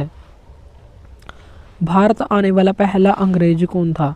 तो भारत आने वाला पहला अंग्रेज था स्टीफन थॉमस, जो 1579 में भारत आया था। और भारत आने वाला दूसरा अंग्रेज था 1583 में रॉल फिंच, और ये दोनों ही अकबर के समय आए थे। और अकबर का शासनकाल था 1556 से 1605, और अकबर का शासनकाल मुगल इतिहास में सबसे लंबा शासनकाल माना जाता है। लेकिन भारतीय इतिहास में सबसे लंबा शासनकाल बिंबिसार का माना जाता है, जो 52 वर्षों तक शासन इसने किया था। ब्रिटेन की रानी एलिजाबेथ ने ईस्ट इंडिया कंपनी की स्थापना कब की थी? तो ईस्ट इंडिया कंपनी की स्थापना की थी 31 दिसंबर 1600 को, और इसकी स्थापना करके उसे पूर्वी देशों में 15 वर्षों तक व्यापार करने का एक अधिकार या मोनोपोली प्रदान की थी।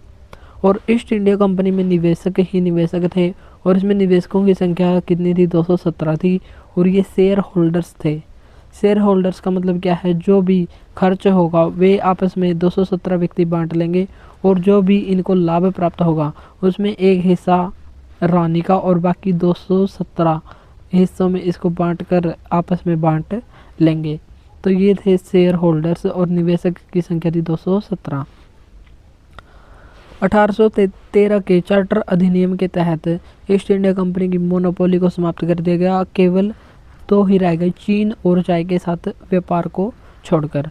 और 1858 के अधिनियम में EIC के रूल का कम्प्लीटली एंड कर दिया गया और ईस्ट इंडिया कंपनी के मोनोपोली कंप्लीट रूप से समाप्त कब की गई थी, 1833 के चार्टर एक्ट में की गई थी। और इसी समय भारत का पहला गवर्नर जनरल विलियम बेंटिक बना था, जो बंगाल का गवर्नर जनरल होता था, अब वो भारत का गवर्नर जनरल बन गया।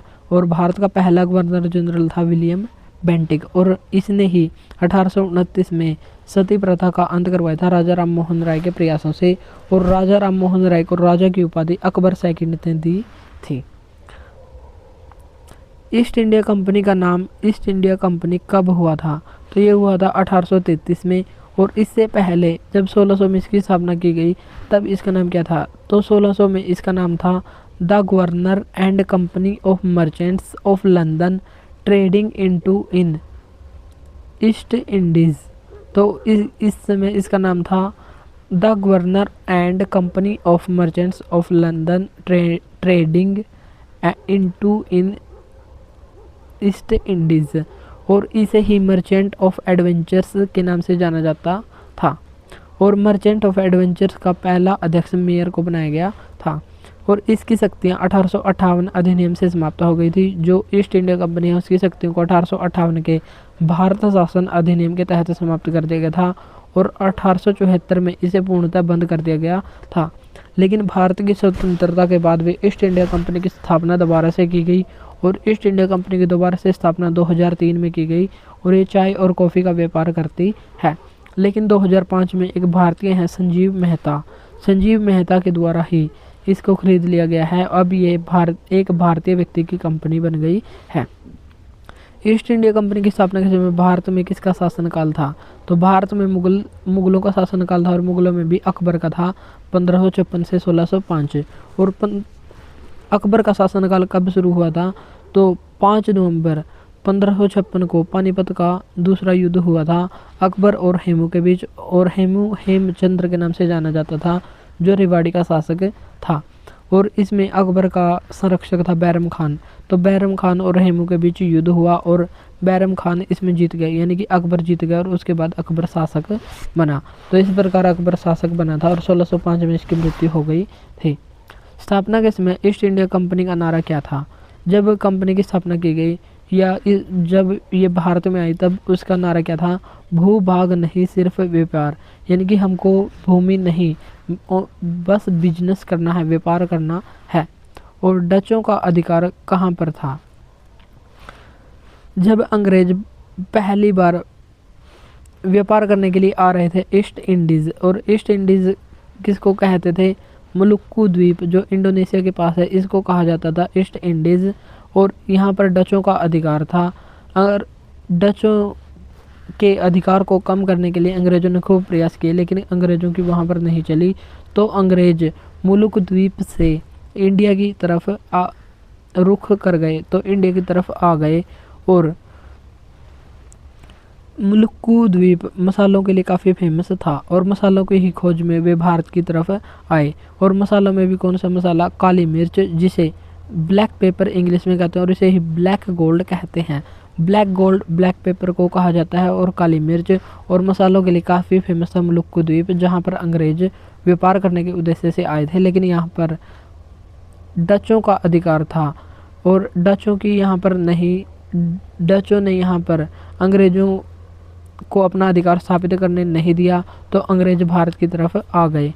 डच किनको कहा जाता है, डच कहा जाता है हॉलैंड या नीदरलैंड के जो निवासी हैं उनको कहा जाता है। रानी एलिजाबेथ की डेथ कब हुई थी? तो 1600 में तो इसने अपना चार्टर दिया था 15 साल के लिए, लेकिन 1603 में ही इसकी मृत्यु हो गई और जेम्स 6 नए राजा वहाँ पर बन गए थे। ईस्ट इंडिया कंपनी में एक गवर्नर, एक उप गवर्नर और 24 सदस्य थे और इन सभी को बोर्ड ऑफ डायरेक्टर्स या निदेशक मंडल के नाम से जाना जाता था। जेम्स 6 ने अकबर के नाम पर एक प्रार्थना पत्र भी लिखा था ताकि जो अंग्रेज आए हैं 217 निवेशकों की कंपनी वहाँ पर व्यापार कर सके। और जेम्स 6 जानता था कि वहाँ की फ़ारसी भाषा है, जो मुगल दरबार की भाषा थी वो फ़ारसी थी और कैप्टन हॉकिंस को फ़ारसी सिखाकर ही वहाँ पर भेजा गया था। कैप्टन हॉकिंस भारत में 1608 में पहुंचा हेक्टर जहाज़ से और ये सूरत आया। सूरत आने के बाद 1609 में आगरा पहुंचा और आगरा में जो शासक था जहांगीर से मिला और ये आया था अकबर के लिए। अकबर की उस समय डेथ हो चुकी थी 1605 में और ये मिला जहांगीर से और जहांगीर के दरबार में 3 वर्ष रहा, लेकिन जहांगीर ने कोई भी परमिशन नहीं दी और 1615 में आधिकारिक राजदूत थॉमस रो को बनाकर यहाँ पर भेजा गया और 1612 में सवाली वॉर हुआ जिसमें अंग्रेजों ने पुर्तगालियों को हरा दिया और अंग्रेजों का नेतृत्व मिडल्टन के द्वारा किया गया था। तो सवाली का युद्ध हुआ था 1612 में और पुर्तगालियों को हरा दिया था मिडल्टन के द्वारा और 1615 में आधिकारिक राजदूत थॉमस रो को भेजा गया था। थॉमस रो को जहांगीर ने परमिशन दे दी थी, तो परमिशन लेने में सफल कौन हो गया था? Thomas Roe. लेकिन जहांगीर के दरबार में पहली बार गया कौन था? तो ये गया था कैप्टन हॉकिंस गया था, लेकिन परमिशन नहीं मिली और परमिशन किसको मिली? थॉमस रो को मिली और इन्होंने ही आंध्र प्रदेश के मसूलीपट्टनम में अपनी कंपनी को स्थापित किया था। और टेक्सटाइल धागे या वस्त्र उस समय वर्ल्ड का 25% उत्पादन करता था बंगाल प्रदेश और बंगाल प्रदेश की भूमि अधिक उपजाऊ थी और बंगाल में कौन कौन शामिल था? वर्तमान का बिहार, ओडिशा, वेस्ट बंगाल और बांग्लादेश, ये सारा क्षेत्र बंगाल कहलाता था और बंगाल विश्व का उस समय 25% उत्पादन जो टेक्सटाइल का उत्पादन करता था 25% करता था। पश्चिम बंगाल के शासक का नाम था शाइस्ता खान और शाइस्ता खान अंग्रेज औरंगजेब का मामा था। ईस्ट इंडिया कंपनी जब व्यापार करने के लिए बंगाल में गई तो बंगाल के शासक शाइस्ता खान 2% टैक्स व्यापार करने पर लेता था, लेकिन शाइस्ता खान ने इसको 3.5% कर दिया था। और जोसिया चाइल्ड एक अंग्रेज था जो एरोगेंट टाइप का था, काफ़ी घमंडी था और अंग्रेज ने इससे काफ़ी ऊंची आवाज़ में बात कर दी, तो शाइस्ता खान ने इस अपने दरबार में इस अंग्रेज का सिर झुकवा दिया था। तो ऐसा भी कहा जाता है। और जब 1707 में औरंगजेब की मृत्यु हुई तो ईस्ट इंडिया कंपनी तब तक टैक्स दे देकर ही व्यापार करती थी, लेकिन औरंगजेब की मृत्यु के बाद मुगलों का पतन शुरू हो गया और उनकी इतनी वैल्यू नहीं रही और EIC 1717 में EIC के लिए फ्रुक्सियर ने 1717 में दस्तक जारी किया था। दस्तक का मतलब होता है कर मुक्त व्यापार करने का आदेश दिया था, यानी कि East India Company Bengal, Bihar और उड़ीसा में कर मुक्त व्यापार कर सकते हैं, उसके लिए उसको कोई टैक्स नहीं देना पड़ेगा। और फ्रुक्सियर का शासनकाल था 1713 से 1719 तक। ये है फ्रुक्सियर का शासनकाल। और फ्रुक्सियर से मिलने के लिए एक शिष्टमंडल आया था और शिष्टमंडल का अध्यक्ष था जॉन सेरेमन और इसके साथ ही डॉक्टर हैमिल्टन भी आया था। और डॉक्टर हैमिल्टन ने जो फ्रुक्सियर की फुंसी को ठीक कर दिया था, जिससे वो काफ़ी परेशान रहता था और ठीक करने के बाद वो काफ़ी खुश हुआ और खुश होने के बाद उसने डॉक्टर को 5000 रुपये नकद इनाम दिए और दस्तक भी खुश होकर ही जारी किया था। अकबर के समय मुगल शासनकाल में सूबों की संख्या थी 15 और मुगलों का राजस्व यहाँ पर घटने लगा था। पहले तो पूरे सूबों से राजस्व आता था, लेकिन जब मुगलों का पतन शुरू हुआ तो वहाँ से जो सूबे थे वहाँ से मुगलों का राजस्व घटने लगा था। अब केवल बंगाल ही ऐसा राज्य था जहाँ से टैक्स आता था, और टैक्स देने वाला था अलीवर्दी खान, जो 1756 में इसकी डेथ हो गई थी। और इसकी डेथ के बाद शासक बना था सिराजुद्दौला, जो ईस्ट इंडिया कंपनी से काफ़ी नफरत करता था। और सिराजुद्दौला ने ही 20 जून 1756 को ब्लैक होल ट्रेजिडी की थी। ब्लैक होल ट्रेजिडी क्या थी? 20 जून 1756 को 146 जो अंग्रेज व्यक्ति थे उनको एक कोठरी में बंद कर दिया, और अगले दिन सुबह जब कोठरी खोली तो वहाँ पर 123 मर चुके थे और 23 ही जिंदा थे। और इस घटना को काल कोठरी की घटना कहा जाता है। और ऐसा माना जाता है कि 23 जून 1757 को इसी दिन को अंग्रेज बदला लेना चाहते थे, और 23 जून 1757 को हुआ प्लासी का युद्ध। और प्लासी की लड़ाई में अंग्रेजों ने सिराजुद्दौला को हरा दिया था। सिराजुद्दौला का सेनापति था मीर जाफ़र, और मीर जाफ़र को क्लाइव का गिद्दड़ कहा जाता है। क्यों? क्योंकि क्लाइव ने मीर जाफ़र को खरीद लिया था। और जब प्लासी की लड़ाई हुई 23 जून 1757 को, तो इस प्लासी की लड़ाई में सिराजुद्दौला का जो सेनापति था मीर जाफ़र, उसने सेना को लड़ने के लिए आदेश ही नहीं दिया, और क्लाइव के पक्ष में वो इशारे करता रहा। तो क्लाइव इसमें जीत गया, और जो सिराजुद्दौला था इसमें हार गया था। और इसी युद्ध से, प्लासी के युद्ध में जीतने के बाद ही भारत में अंग्रेजी शासन की शुरुआत मानी जाती है। तो भारत में अंग्रेजी शासन की शुरुआत प्लासी की लड़ाई जीतने के बाद से मानी जाती है। फिर हुआ 22 अक्टूबर 1764 को बक्सर का युद्ध, जिसमें बंगाल का शासक था मीर कासिम, अवध का था सिराजुद्दौला, और मुगल शासक थे शाह आलम सेकंड। तो ये तीनों संयुक्त रूप से अंग्रेजों के खिलाफ लड़े, और अंग्रेजों का नेतृत्व कर रहे थे हेक्टर मुनरो, और इसमें हेक्टर मुनरो जीत गए, यानी कि अंग्रेज इसमें जीत गए, और तीनों जो संयुक्त सेना थी इसको हरा दिया। और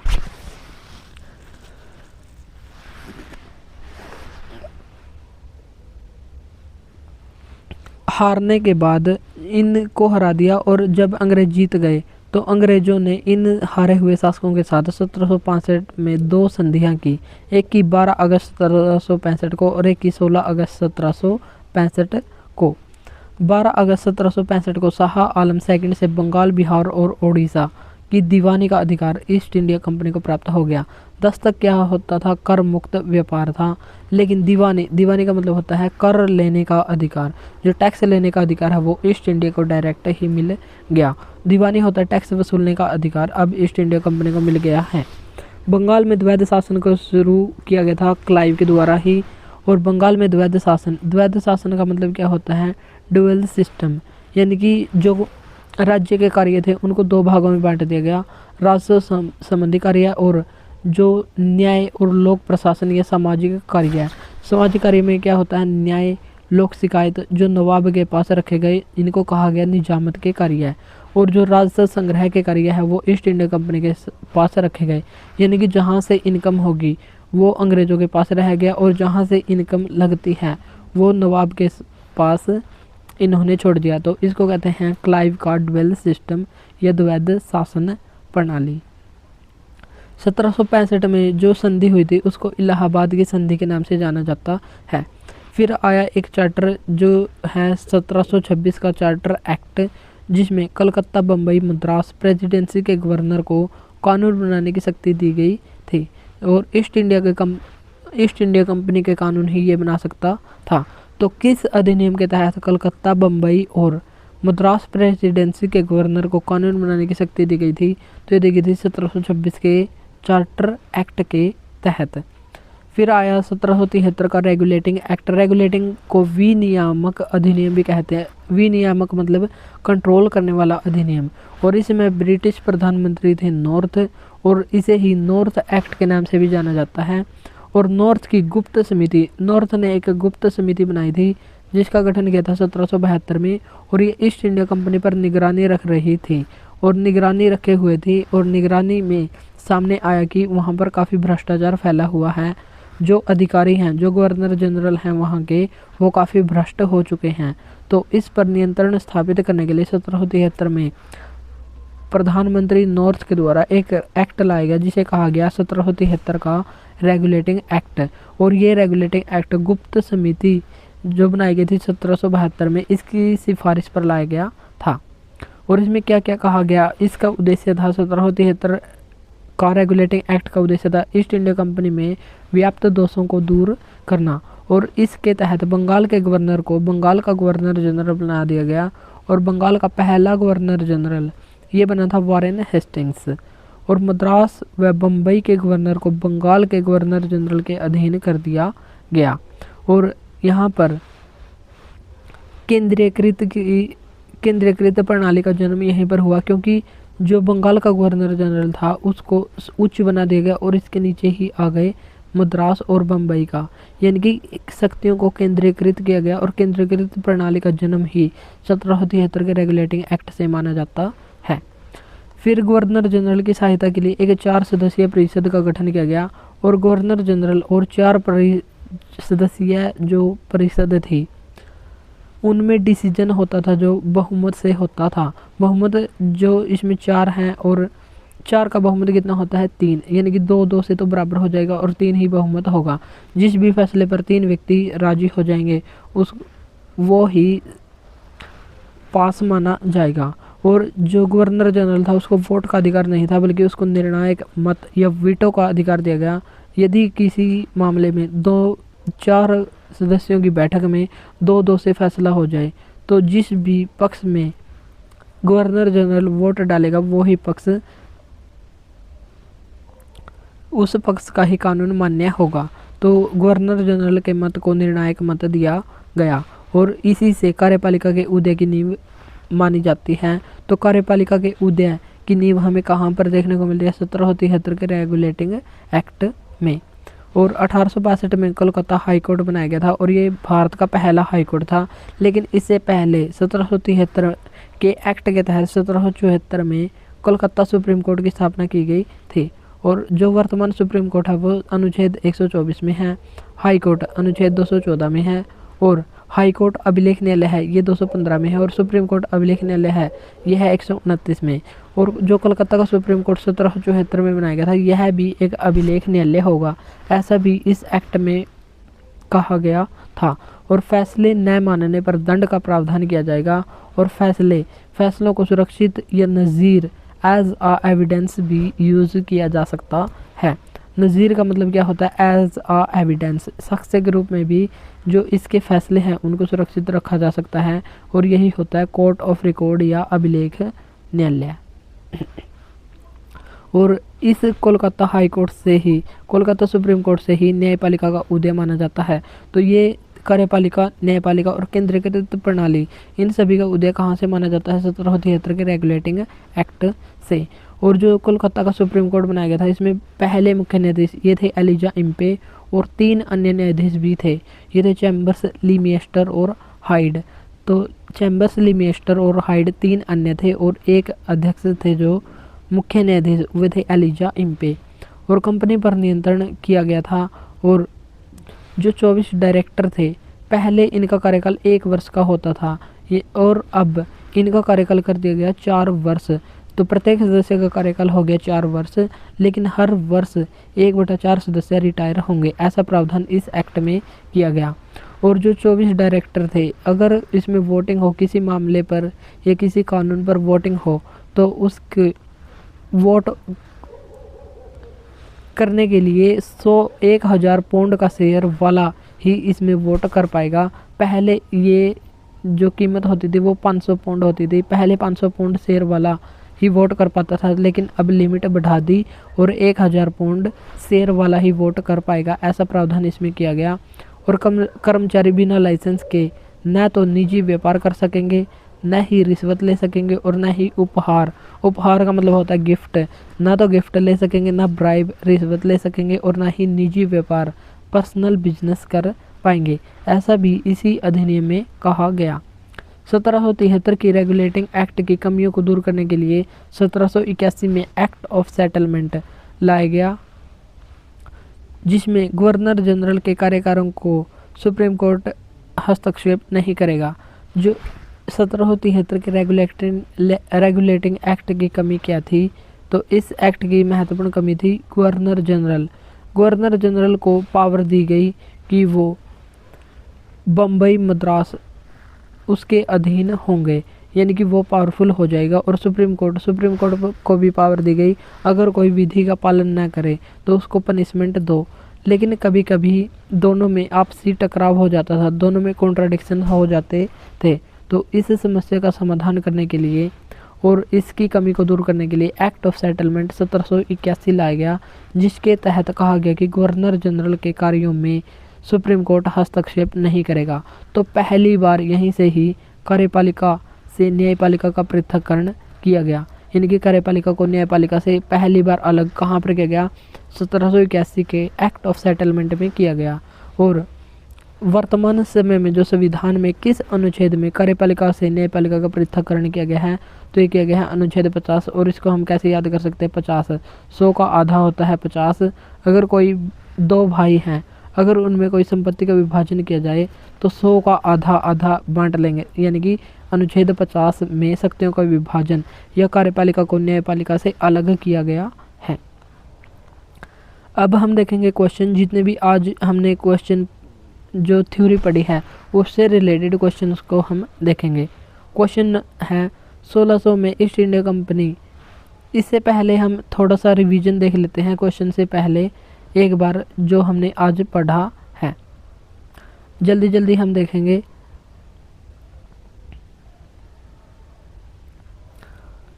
तो यहाँ से हुई थी हमारी क्लास की शुरुआत।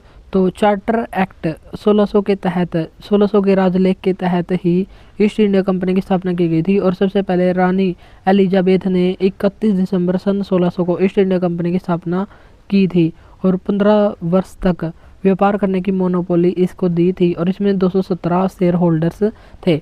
और ईस्ट इंडिया कंपनी का पहले नाम होता था the governor and company of merchants of London trading in east Indies.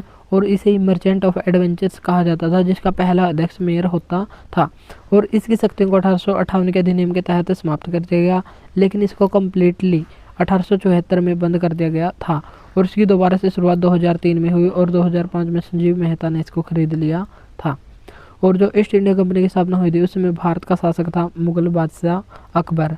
और अंग्रेज पहली बार व्यापार करने के उद्देश्य से आए थे मलक्कू द्वीप इंडोनेशिया के पास, लेकिन वहाँ पर डचों का अधिकार था, इसलिए ये इंडिया की ओर रुख कर गए।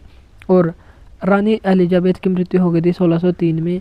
फिर आया कैप्टन हॉकिंस जहांगीर के दरबार में आने वाला पहला अंग्रेज था, लेकिन परमिशन नहीं मिली थी। और फिर आया दूसरा अंग्रेज थॉमस रो को अनुमति मिल गई थी और उसने बंगाल, बिहार और उड़ीसा उस समय 25% उत्पादन करता था। और पहली फैक्ट्री मसूलीपट्टनम आंध्र प्रदेश में लगाई गई थी। 1707 तक अंग्रेज ऐसे ही व्यापार करते रहे और 1707 के बाद फ्रुक्सियर यहाँ का शासक बना। और फ्रुक्सियर ने अंग्रेजों को दस्तक जारी किया। दस्तक का मतलब क्या होता है? कर मुक्त व्यापार करने की मंजूरी यहाँ पर दे दी।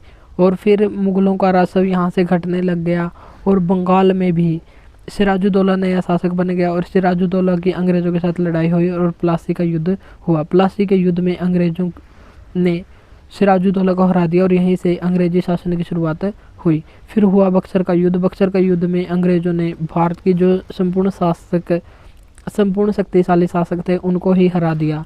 तो भारत में अंग्रेज़ों का वास्तविक आगमन यहीं से होता है। और बक्सर के युद्ध में हार के बाद अंग्रेजों ने 1765 में इलाहाबाद की संधि की, जिसके द्वारा बंगाल, बिहार और उड़ीसा की दीवानी का अधिकार ईस्ट इंडिया कंपनी को मिल गया।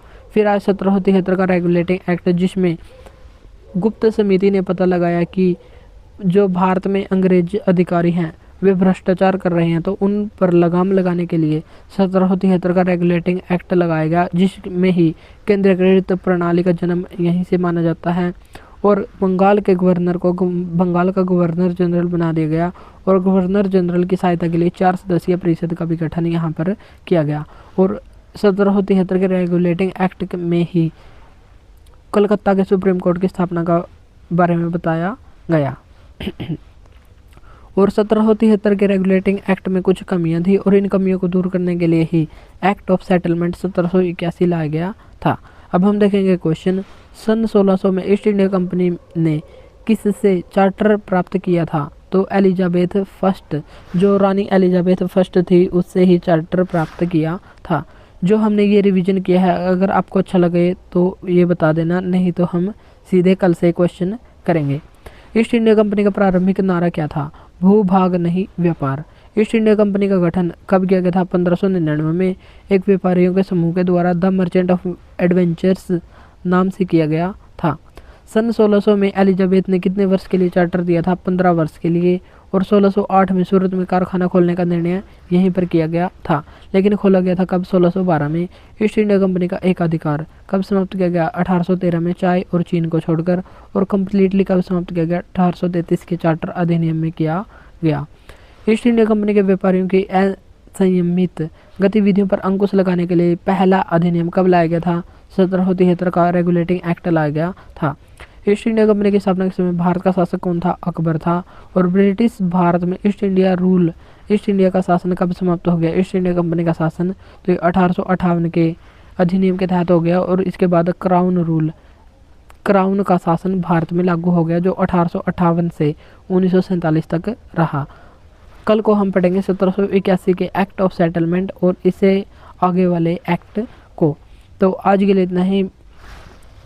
और अगर आपको इस क्लास की पीडीएफ चाहिए हो तो व्हाट्सएप नंबर हमने बता दिया था शुरू में ही, तो उस पर मैसेज करके इस क्लास की पीडीएफ को ले सकते हैं। तो आज के लिए इतना ही, मिलते हैं नेक्स्ट वीडियो में। अगर क्लास अच्छी लगी हो तो इसको लाइक और शेयर ज़रूर करें। Thank you. Good morning everyone, welcome back to my YouTube channel. आज की क्लास में हम करेंगे इंडियन पॉलिटी। और इंडियन पॉलिटी की हम 5th क्लास का रिवीजन हैंड रिटन नोट्स की फॉर्म में करेंगे। इससे पहले हमने 1 से 4 इंडियन पॉलिटी की क्लास को कर लिया है, उनकी प्लेलिस्ट बनी हुई है। अगर आपने वो ना देखे तो पहले वो देख लें, उसके बाद ये देखें। और आज की क्लास में हम करेंगे भारत का संवैधानिक विकास पार्ट नंबर 2। इससे पहले पार्ट हमने 4th क्लास में किया है, तो पहले वो देख लें, बाद में ये देखें। और इस क्लास में हम एसएससी नायक फाउंडेशन बैच के हैंड रिटन नोट्स का रिवीजन करते हैं। अगर आप हमारे चैनल पर नए हैं तो चैनल को सब्सक्राइब जरूर करें, ताकि डेली आपको ऐसी क्लास मिलती रहे। और इस क्लास की पीडीएफ के लिए हमारे इस व्हाट्सएप नंबर पर मैसेज करें, कॉल नहीं, ओनली मैसेज करें, तो इस क्लास की पीडीएफ भी वहां पर मिल जाएगी। चलिए देर न करते हुए हम हमारी क्लास को शुरू कर देते हैं। तो कल हमने किया था 1781 के एक्ट ऑफ सेटलमेंट तक। आज हम उससे नेक्स्ट बढ़ेंगे, पिट्स इंडिया एक्ट 1784। और इसका नाम पिट्स इंडिया एक्ट क्यों पड़ा था? जैसे 1773 में रेगुलेटिंग एक्ट आया था और उसका नाम नॉर्थ एक्ट भी उसको कहा जाता था। क्यों? क्योंकि उसमें ब्रिटिश प्रधानमंत्री था विलियम नॉर्थ, और इसी समय ब्रिटिश प्रधानमंत्री था विलियम पिट, तो इनके नाम पर इसका नाम रखा गया पिट्स इंडिया एक्ट। और यह फोकस बिल में संशोधन करके बनाया गया था। और फोकस बिल किसने बनाया था? नॉर्थ और फोकस की मिलीजुली सरकार जब बनी थी और ये गिर गई थी, तो इन दोनों ने एक बिल बनाया था जिसे कहा जाता है फोकस बिल। और फोकस बिल में ही संशोधन करके पिट्स इंडिया एक्ट 1784 को तैयार किया गया था। ईस्ट इंडिया कंपनी जो व्यापार करने के लिए आई थी, और इसका शुरुआती नारा था भूभाग नहीं व्यापार। लेकिन धीरे धीरे यह भारतीय राजनीति में भी पार्टिसिपेट करने लग गई, यानी कि उसमें भी इंटरफेयर करने लग गई। गवर्नर जनरल की भी पावर बढ़ गई, सुप्रीम कोर्ट भी निर्णय देने लग गया। और बीओडी जहाँ की संख्या 24 थी, उसमें भी कुछ ऐसी गतिविधियां होने लग गई कि 1773 के रेगुलेटिंग एक्ट के बाद 1784 का पिट्स इंडिया एक्ट लाना पड़ा। 1784 के एक्ट से ईस्ट इंडिया कंपनी के व्यापारिक और राजनीतिक कार्य अलग अलग कर दिए गए। यानी कि अब बीओडी, पहले केवल बीओडी होता था जिसके 24 सदस्य होते थे, लेकिन अब बीओडी और बीओसी 2 संस्थाएं बना दिए गए, जिसमें ईस्ट इंडिया कंपनी के व्यापारिक और राजनीतिक कार्य अलग अलग कर दिए गए। बीओडी व्यापार संबंधी कार्य करेगा जिसमें 24 सदस्य होंगे। और BOC board of control east India company के राजनीतिक कार्य करेगा जिसमें 6 सदस्य होंगे और इसमें नागरिक संबंधी मामले होंगे। और BOC जो बोर्ड ऑफ कंट्रोल है, इसका अध्यक्ष ब्रिटिश मंत्रिमंडल का एक सदस्य होगा। और जो ये कार्य हैं इन पर नियंत्रण किसका होगा? गवर्नर जनरल का नियंत्रण होगा। BOC की अनुमति के बिना गवर्नर जनरल न तो किसी राजा से संघर्ष करेगा और न ही आश्वासन देगा। यानी कि 1784 के एक्ट में बता दिया गया कि गवर्नर जनरल अपनी इच्छा से न तो किसी राजा की हेल्प कर सकता है और न ही किसी राजा से युद्ध कर सकता है, और युद्ध करने के लिए उसको BOC की अनुमति लेनी अनिवार्य होगी। ऐसा भी इसमें प्रावधान किया गया है। इसी अधिनियम में कहा गया कि भारत का कंपनी के द्वारा अर्जित क्षेत्र, यानी कि कंपनी पर जितने एरिया में अधिकार कर लिया गया है, अब उसको ब्रिटिश भारत या ब्रिटिश आधिपत्य कहा जाएगा। और ऐसा कहने वाला पहला दस्तावेज कौन सा है? 1784 का पेट्स इंडिया एक्ट। आंग्ल मैसूर युद्ध। आंग्ल मैसूर युद्ध हुए थे 4, और पहला हुआ था 1767 से 69, जिसमें हैदर अली जीत गया था और मद्रास की संधि हुई थी। 1780 से 84 हैदर अली इसमें मारा गया था और मैंगलोर की संधि यहाँ पर हुई थी। 1790 से 92 इसमें टीपू सुल्तान ने आधा साम्राज्य अंग्रेजों को देना पड़ गया था और श्रीरंगपट्टनम की संधि हुई थी। और 1799 में तो टीपू सुल्तान की मृत्यु ही हो गई थी। तो ये 4 आंग्ल मैसूर युद्ध हुए थे, और हैदर अली जिसने आधुनिक शस्त्रागार की स्थापना की थी वो भी इसमें हारा गया था। गवर्नर जनरल की परिषद में अब 3 सदस्य होंगे। जो पहले 4 होते थे अब 3 होंगे। जो हमने देखा था कि 2-2 से अगर फैसला आ जाए तो निर्णायक मत किसके पास होगा? गवर्नर जनरल के पास। और इसमें 4 सदस्य होंगे, लेकिन अब ये सदस्य कर दिए 3। और अंत्य प्रांतीय गवर्नरों की परिषद में भी अब 3 सदस्य होंगे। जो अन्य प्रांतीय गवर्नर थे जैसे बम्बई और मद्रास जो बंगाल के अधीन प्रेसिडेंसी थी, इनमें भी 3 सदस्य होंगे। गवर्नर जनरल प्रांतीय सरकार की विफलता पर उन्हें बर्खास्त कर सकता है। ऐसी पावर भी गवर्नर जनरल को 1784 के पिट्स इंडिया एक्ट के तहत दी गई। और गवर्नर जनरल और 3 सदस्य होंगे, और इनमें से एक कमांडर इन चीफ होगा। जो ब्रिटिश सेनापति होता था कमांडर इन चीफ, इन 3 सदस्यों में से एक होगा। नेक्स्ट एक्ट है 1786 का अधिनियम। इसमें गवर्नर जनरल को विशेष परिस्थितियों में अपनी परिषद का निर्णय निरस्त कर सकता है, ऐसी पावर दी गई। अगर कोई विशेष परिस्थिति है तो अपनी परिषद का निर्णय भी वो निरस्त या उसको माना नहीं जा सकता, निरस्त कर सकता है। कमांडर इन चीफ अब गवर्नर जनरल होगा। पहले तो जो 3 सदस्य बनाए गए थे अलग से परिषद में, उनमें से एक कमांडर इन चीफ होगा, लेकिन अब commander in chief he governor general होगा। और गवर्नर जनरल को वीटो का अधिकार 1786 के अधिनियम के तहत दिया गया था। वीटो का मतलब होता है ना कहने का अधिकार। अगर कोई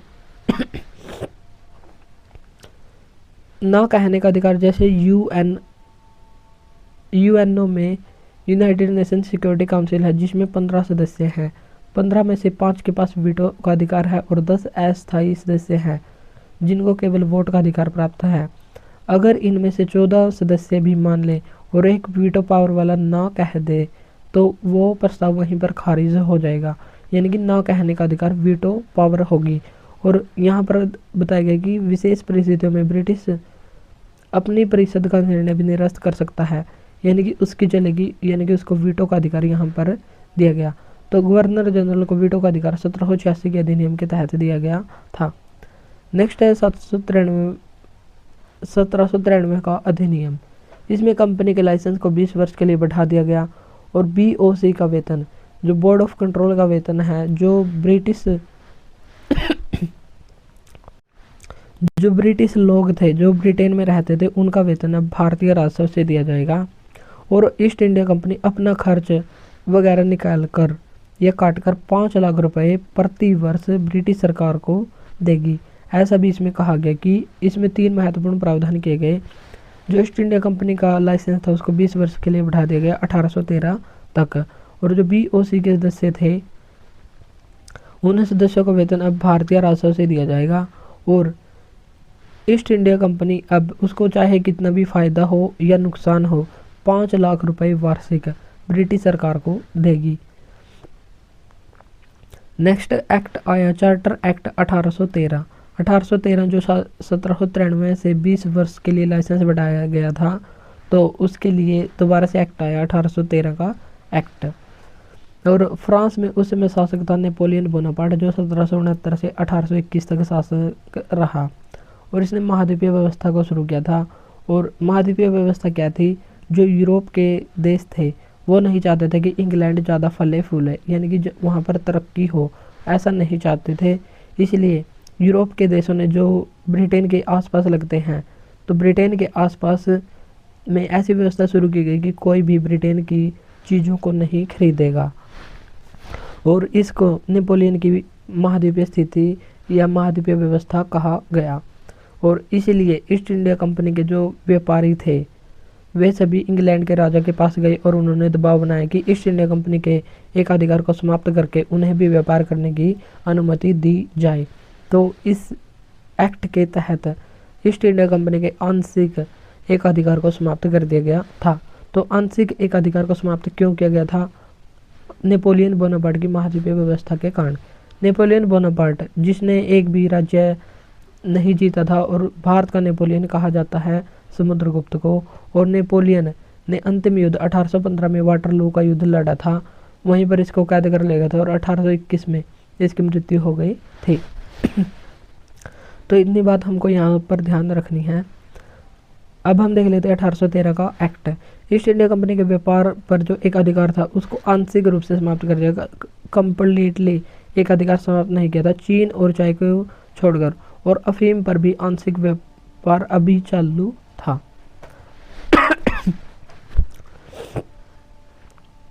व्यापार का अधिकार पूर्वी देशों के साथ मिला था और ईसाई मिशनरियों को इसी अधिनियम के तहत भारत में धर्म प्रचार की छूट दी गई थी। 2011 की जनगणना अगर हम देखें तो हिंदू की जनसंख्या कितने प्रतिशत थी? 79.8%, मुस्लिम थी 14.2% और ईसाइयों की थी 2.3%। जो बौद्ध थे, बौद्ध धर्म के जो फाउंडर थे महात्मा बुद्ध, वो भारत में ही थे, भारत के ही रहने वाले थे। और जो जैन धर्म के फाउंडर थे महावीर स्वामी, ये भी भारत से ही थे, लेकिन ईसाई धर्म का फाउंडर भारत से नहीं था। फिर भी इनकी जनसंख्या जैन और बौद्ध से ज़्यादा है। ऐसा क्यों हुआ? ईसाई मिशनरी को भारत में धर्म प्रचार की छूट दी गई थी। भारत आने वाला पहला ईसाई मिशनरी ये आया था 52 एडी में। एडी का मतलब होता है एनो डोमिनी। 52 ईस्वी में आया था थॉमस द अपोस्टल, जो केरल में आया था। और यहीं पर पहली चर्च बनाई गई थी, सेंट थॉमस चर्च, जो 52 एडी या 52 ईस्वी में केरल में बनाई गई थी। और भारत में यूरोपीय शैली की पहली चर्च यह 1508 में बनाई गई सेंट फ्रांसिस चर्च, जो त्रिशूर शहर केरल में है। तो वहाँ पर स्थित है भारत की यूरोपीय शैली की पहली चर्च, सेंट फ्रांसिस चर्च। 1818 में एक सेरामपुर मिशन, जो पश्चिम बंगाल का मिशन था, इसके तहत बैप्टिस्ट मिशन कॉलेज की भी स्थापना की गई थी। और सेराम मिशन ये चला था 1818 से 1845 के बीच। और इसमें जो पोप होते थे, पोप क्या होते थे? चर्च के मुखिया या पादरी होते थे। और पोप में भी जो मुख्य होता था उसे बिशप कहा जाता था। और इसमें जो सेरामपुर मिशन था, इसमें एक मुख्य बिशप होता था जिसका नाम था कैरी, और 2 अन्य पादरी होते थे, जोशुआ मार्समैन और विलियम वार्ड। तो ये 2 अन्य पादरी होते थे सेरामपुर मिशन में। 1813 के एक्ट में 1 लाख रुपए वार्षिक शिक्षा पर खर्च होंगे, ऐसा भी प्रावधान किया गया था। तो 1813 के एक्ट में क्या मुख्य बातें हुई?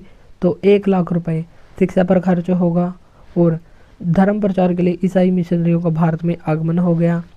और ईस्ट इंडिया कंपनी के व्यापारिक एकाधिकार आंशिक रूप से समाप्त कर दिया गया, चाय और चीन को छोड़कर। नेक्स्ट एक्ट आया इसके 20 साल बाद, चार्टर एक्ट 1833। इसके सबसे पहली महत्वपूर्ण बात क्या थी? बंगाल के गवर्नर जनरल को भारत का गवर्नर जनरल बना दिया गया। और भारत का पहला गवर्नर जनरल कौन था? विलियम बेंटिक था। और भारत का पहला गवर्नर बंगाल का पहला गवर्नर जनरल ये था वॉरेन हेस्टिंग्स, और बंगाल का पहला गवर्नर बना था क्लाइव, और क्लाइव के बाद पहला गवर्नर जनरल बना था वॉरेन हेस्टिंग्स 1773 के एक्ट के तहत।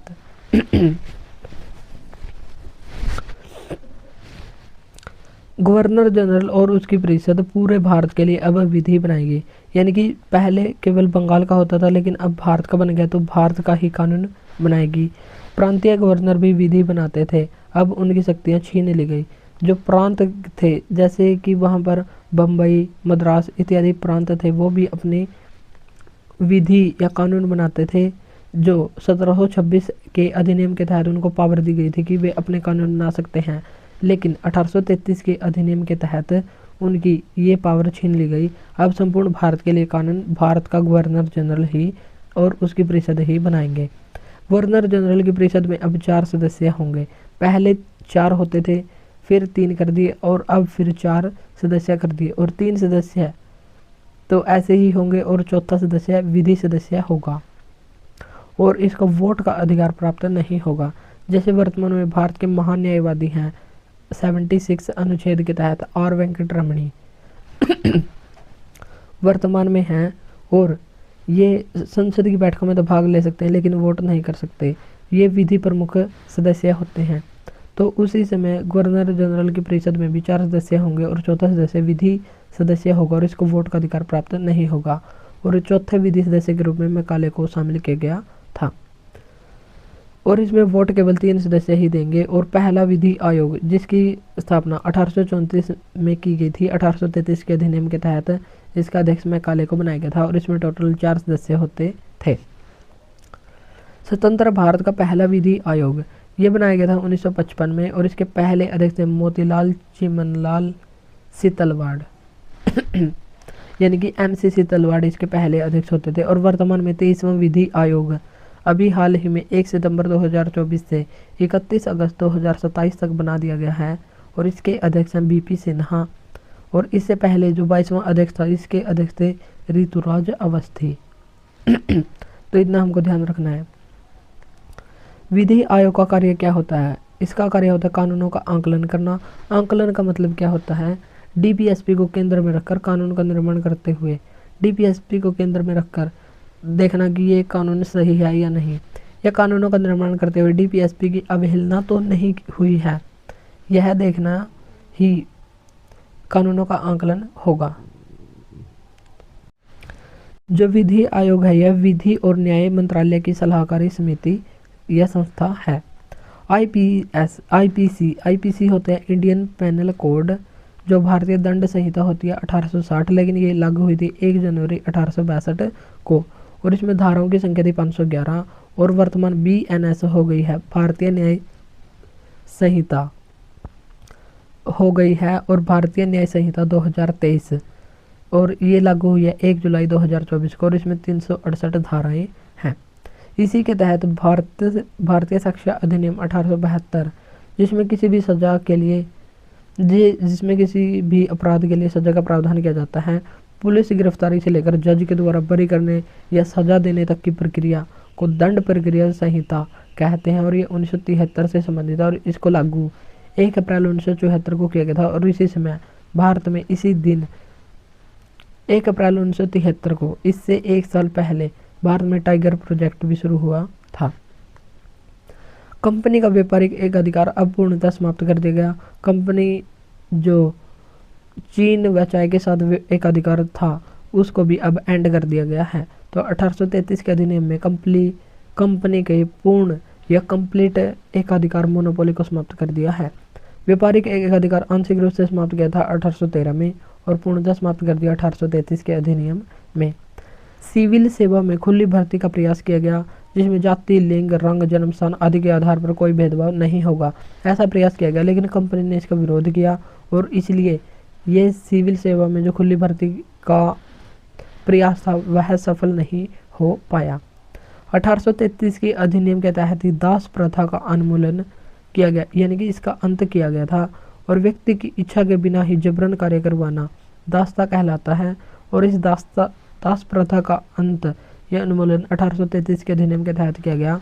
अगर पूछा जाए कि दास प्रथा को अवैध कब घोषित किया गया, तो धारा 5 के तहत 1843 में एलन ब्रो गवर्नर जनरल थे उस समय, उनके द्वारा इसको अवैध घोषित किया गया था। और बंगाल में दास निर्यात, दासों को पहले विदेशों में भेजा जाता था और दास निर्यात पर रोक 1789 में लगाई गई थी, जिस समय अमेरिका में संविधान लागू हुआ था। तो इस समय बंगाल में दास निर्यात पर रोक लगाई गई थी। और दास प्रथा को अवैध घोषित किया गया 1843 एलन बरो ने। और दास प्रथा का अंत या उन्मूलन किस अधिनियम के तहत किया गया, 1833 के अधिनियम के तहत। अब है चार्टर एक्ट 1853, जो अंतिम चार्टर एक्ट है। और चार्टर एक्ट क्या होते थे, जो कंपनी होती थी ईस्ट इंडिया कंपनी, उसको लाइसेंस देने के लिए चार्टर एक्ट लाए जाते थे, राजलेख अधिनियम लाए जाते थे। लेकिन 1857 में एक क्रांति हुई और 1857 की क्रांति के बाद 1858 में भारत शासन अधिनियम आया, जहां पर ईस्ट इंडिया कंपनी के शासन का अंत कर दिया गया और क्राउन का रूल सीधा भारत पर शुरू हो गया। और क्राउन का रूल रहा 1858 से 1947 तक।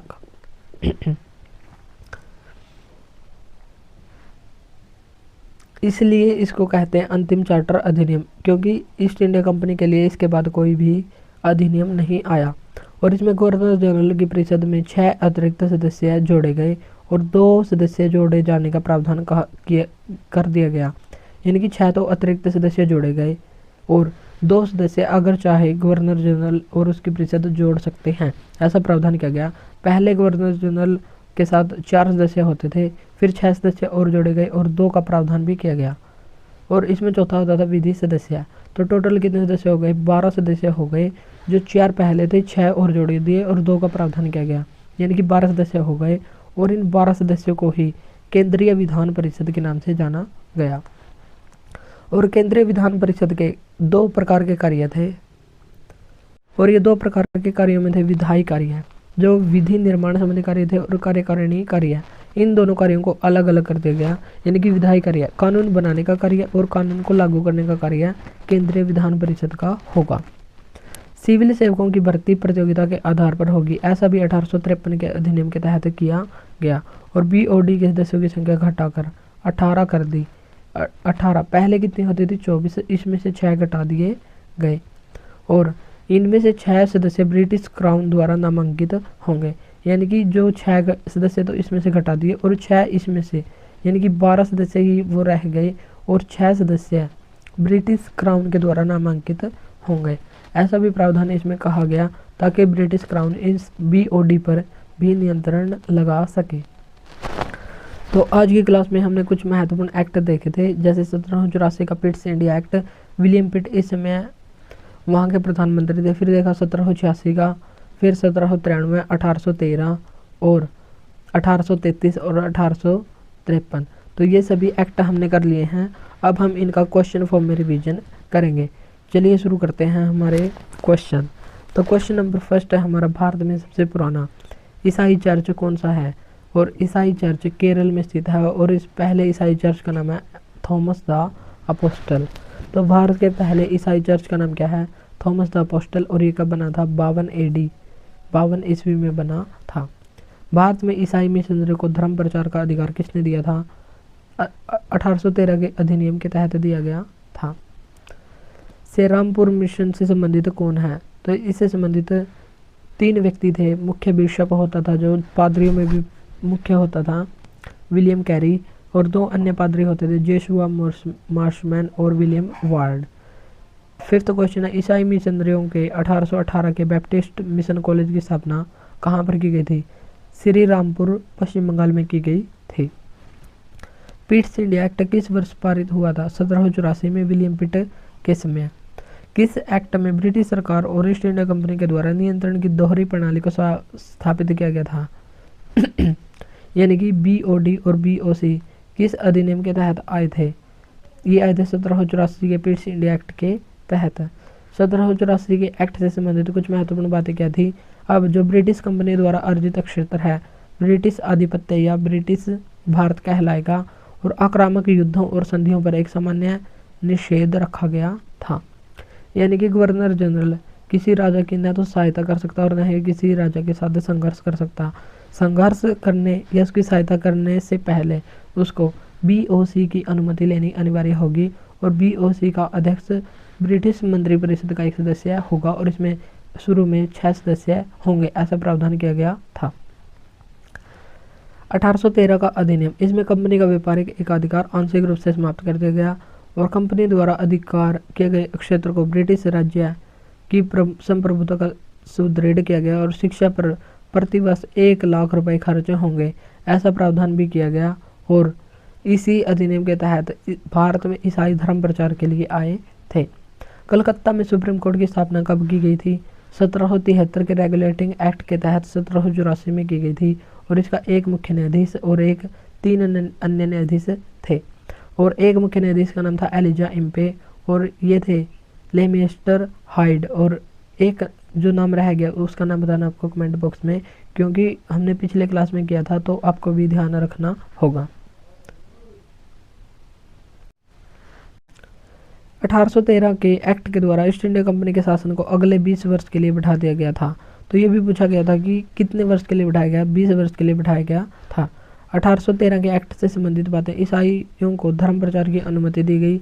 1833 के अधिनियम में बंगाल के गवर्नर जनरल को भारत का गवर्नर जनरल बना दिया और पहला गवर्नर जनरल था विलियम बेंटिक जिसने 1829 में सती प्रथा का अंत करवाया था राजा राम मोहन राय की सहायता से। 1833 का अधिनियम, इसकी महत्वपूर्ण बातें थी, कंपनी का एकाधिकार आंशिक पूर्णतः समाप्त कर दिया गया। बंगाल का गवर्नर जनरल भारत का गवर्नर जनरल बन गया। बॉम्बे और मद्रास कानून बनाने की शक्ति से वंचित हो गए। पहले ये कानून बना सकते थे लेकिन 1833 के अधिनियम में इनके कानून बनाने पर भी प्रतिबंध लगा दिया गया। 1833 का अधिनियम, चीन के साथ व्यापार का ईस्ट इंडिया कंपनी का एकाधिकार समाप्त हो गया। पहले चीन और चाय का व्यापार में एकाधिकार प्राप्त था लेकिन अब वो भी समाप्त हो गया। तो किस देश के साथ समाप्त हो गया? चीन के साथ हो गया। बंगाल का गवर्नर जनरल भारत का गवर्नर जनरल बन गया 1833 के अधिनियम के तहत। भारत में दास प्रथा का अवैध घोषित किया गया। कब घोषित किया गया? 1843 में एलन ब्रो के द्वारा। और यदि पूछा जाए किस एक्ट के तहत दास प्रथा का उन्मूलन किया गया, तो 1833 के अधिनियम के तहत।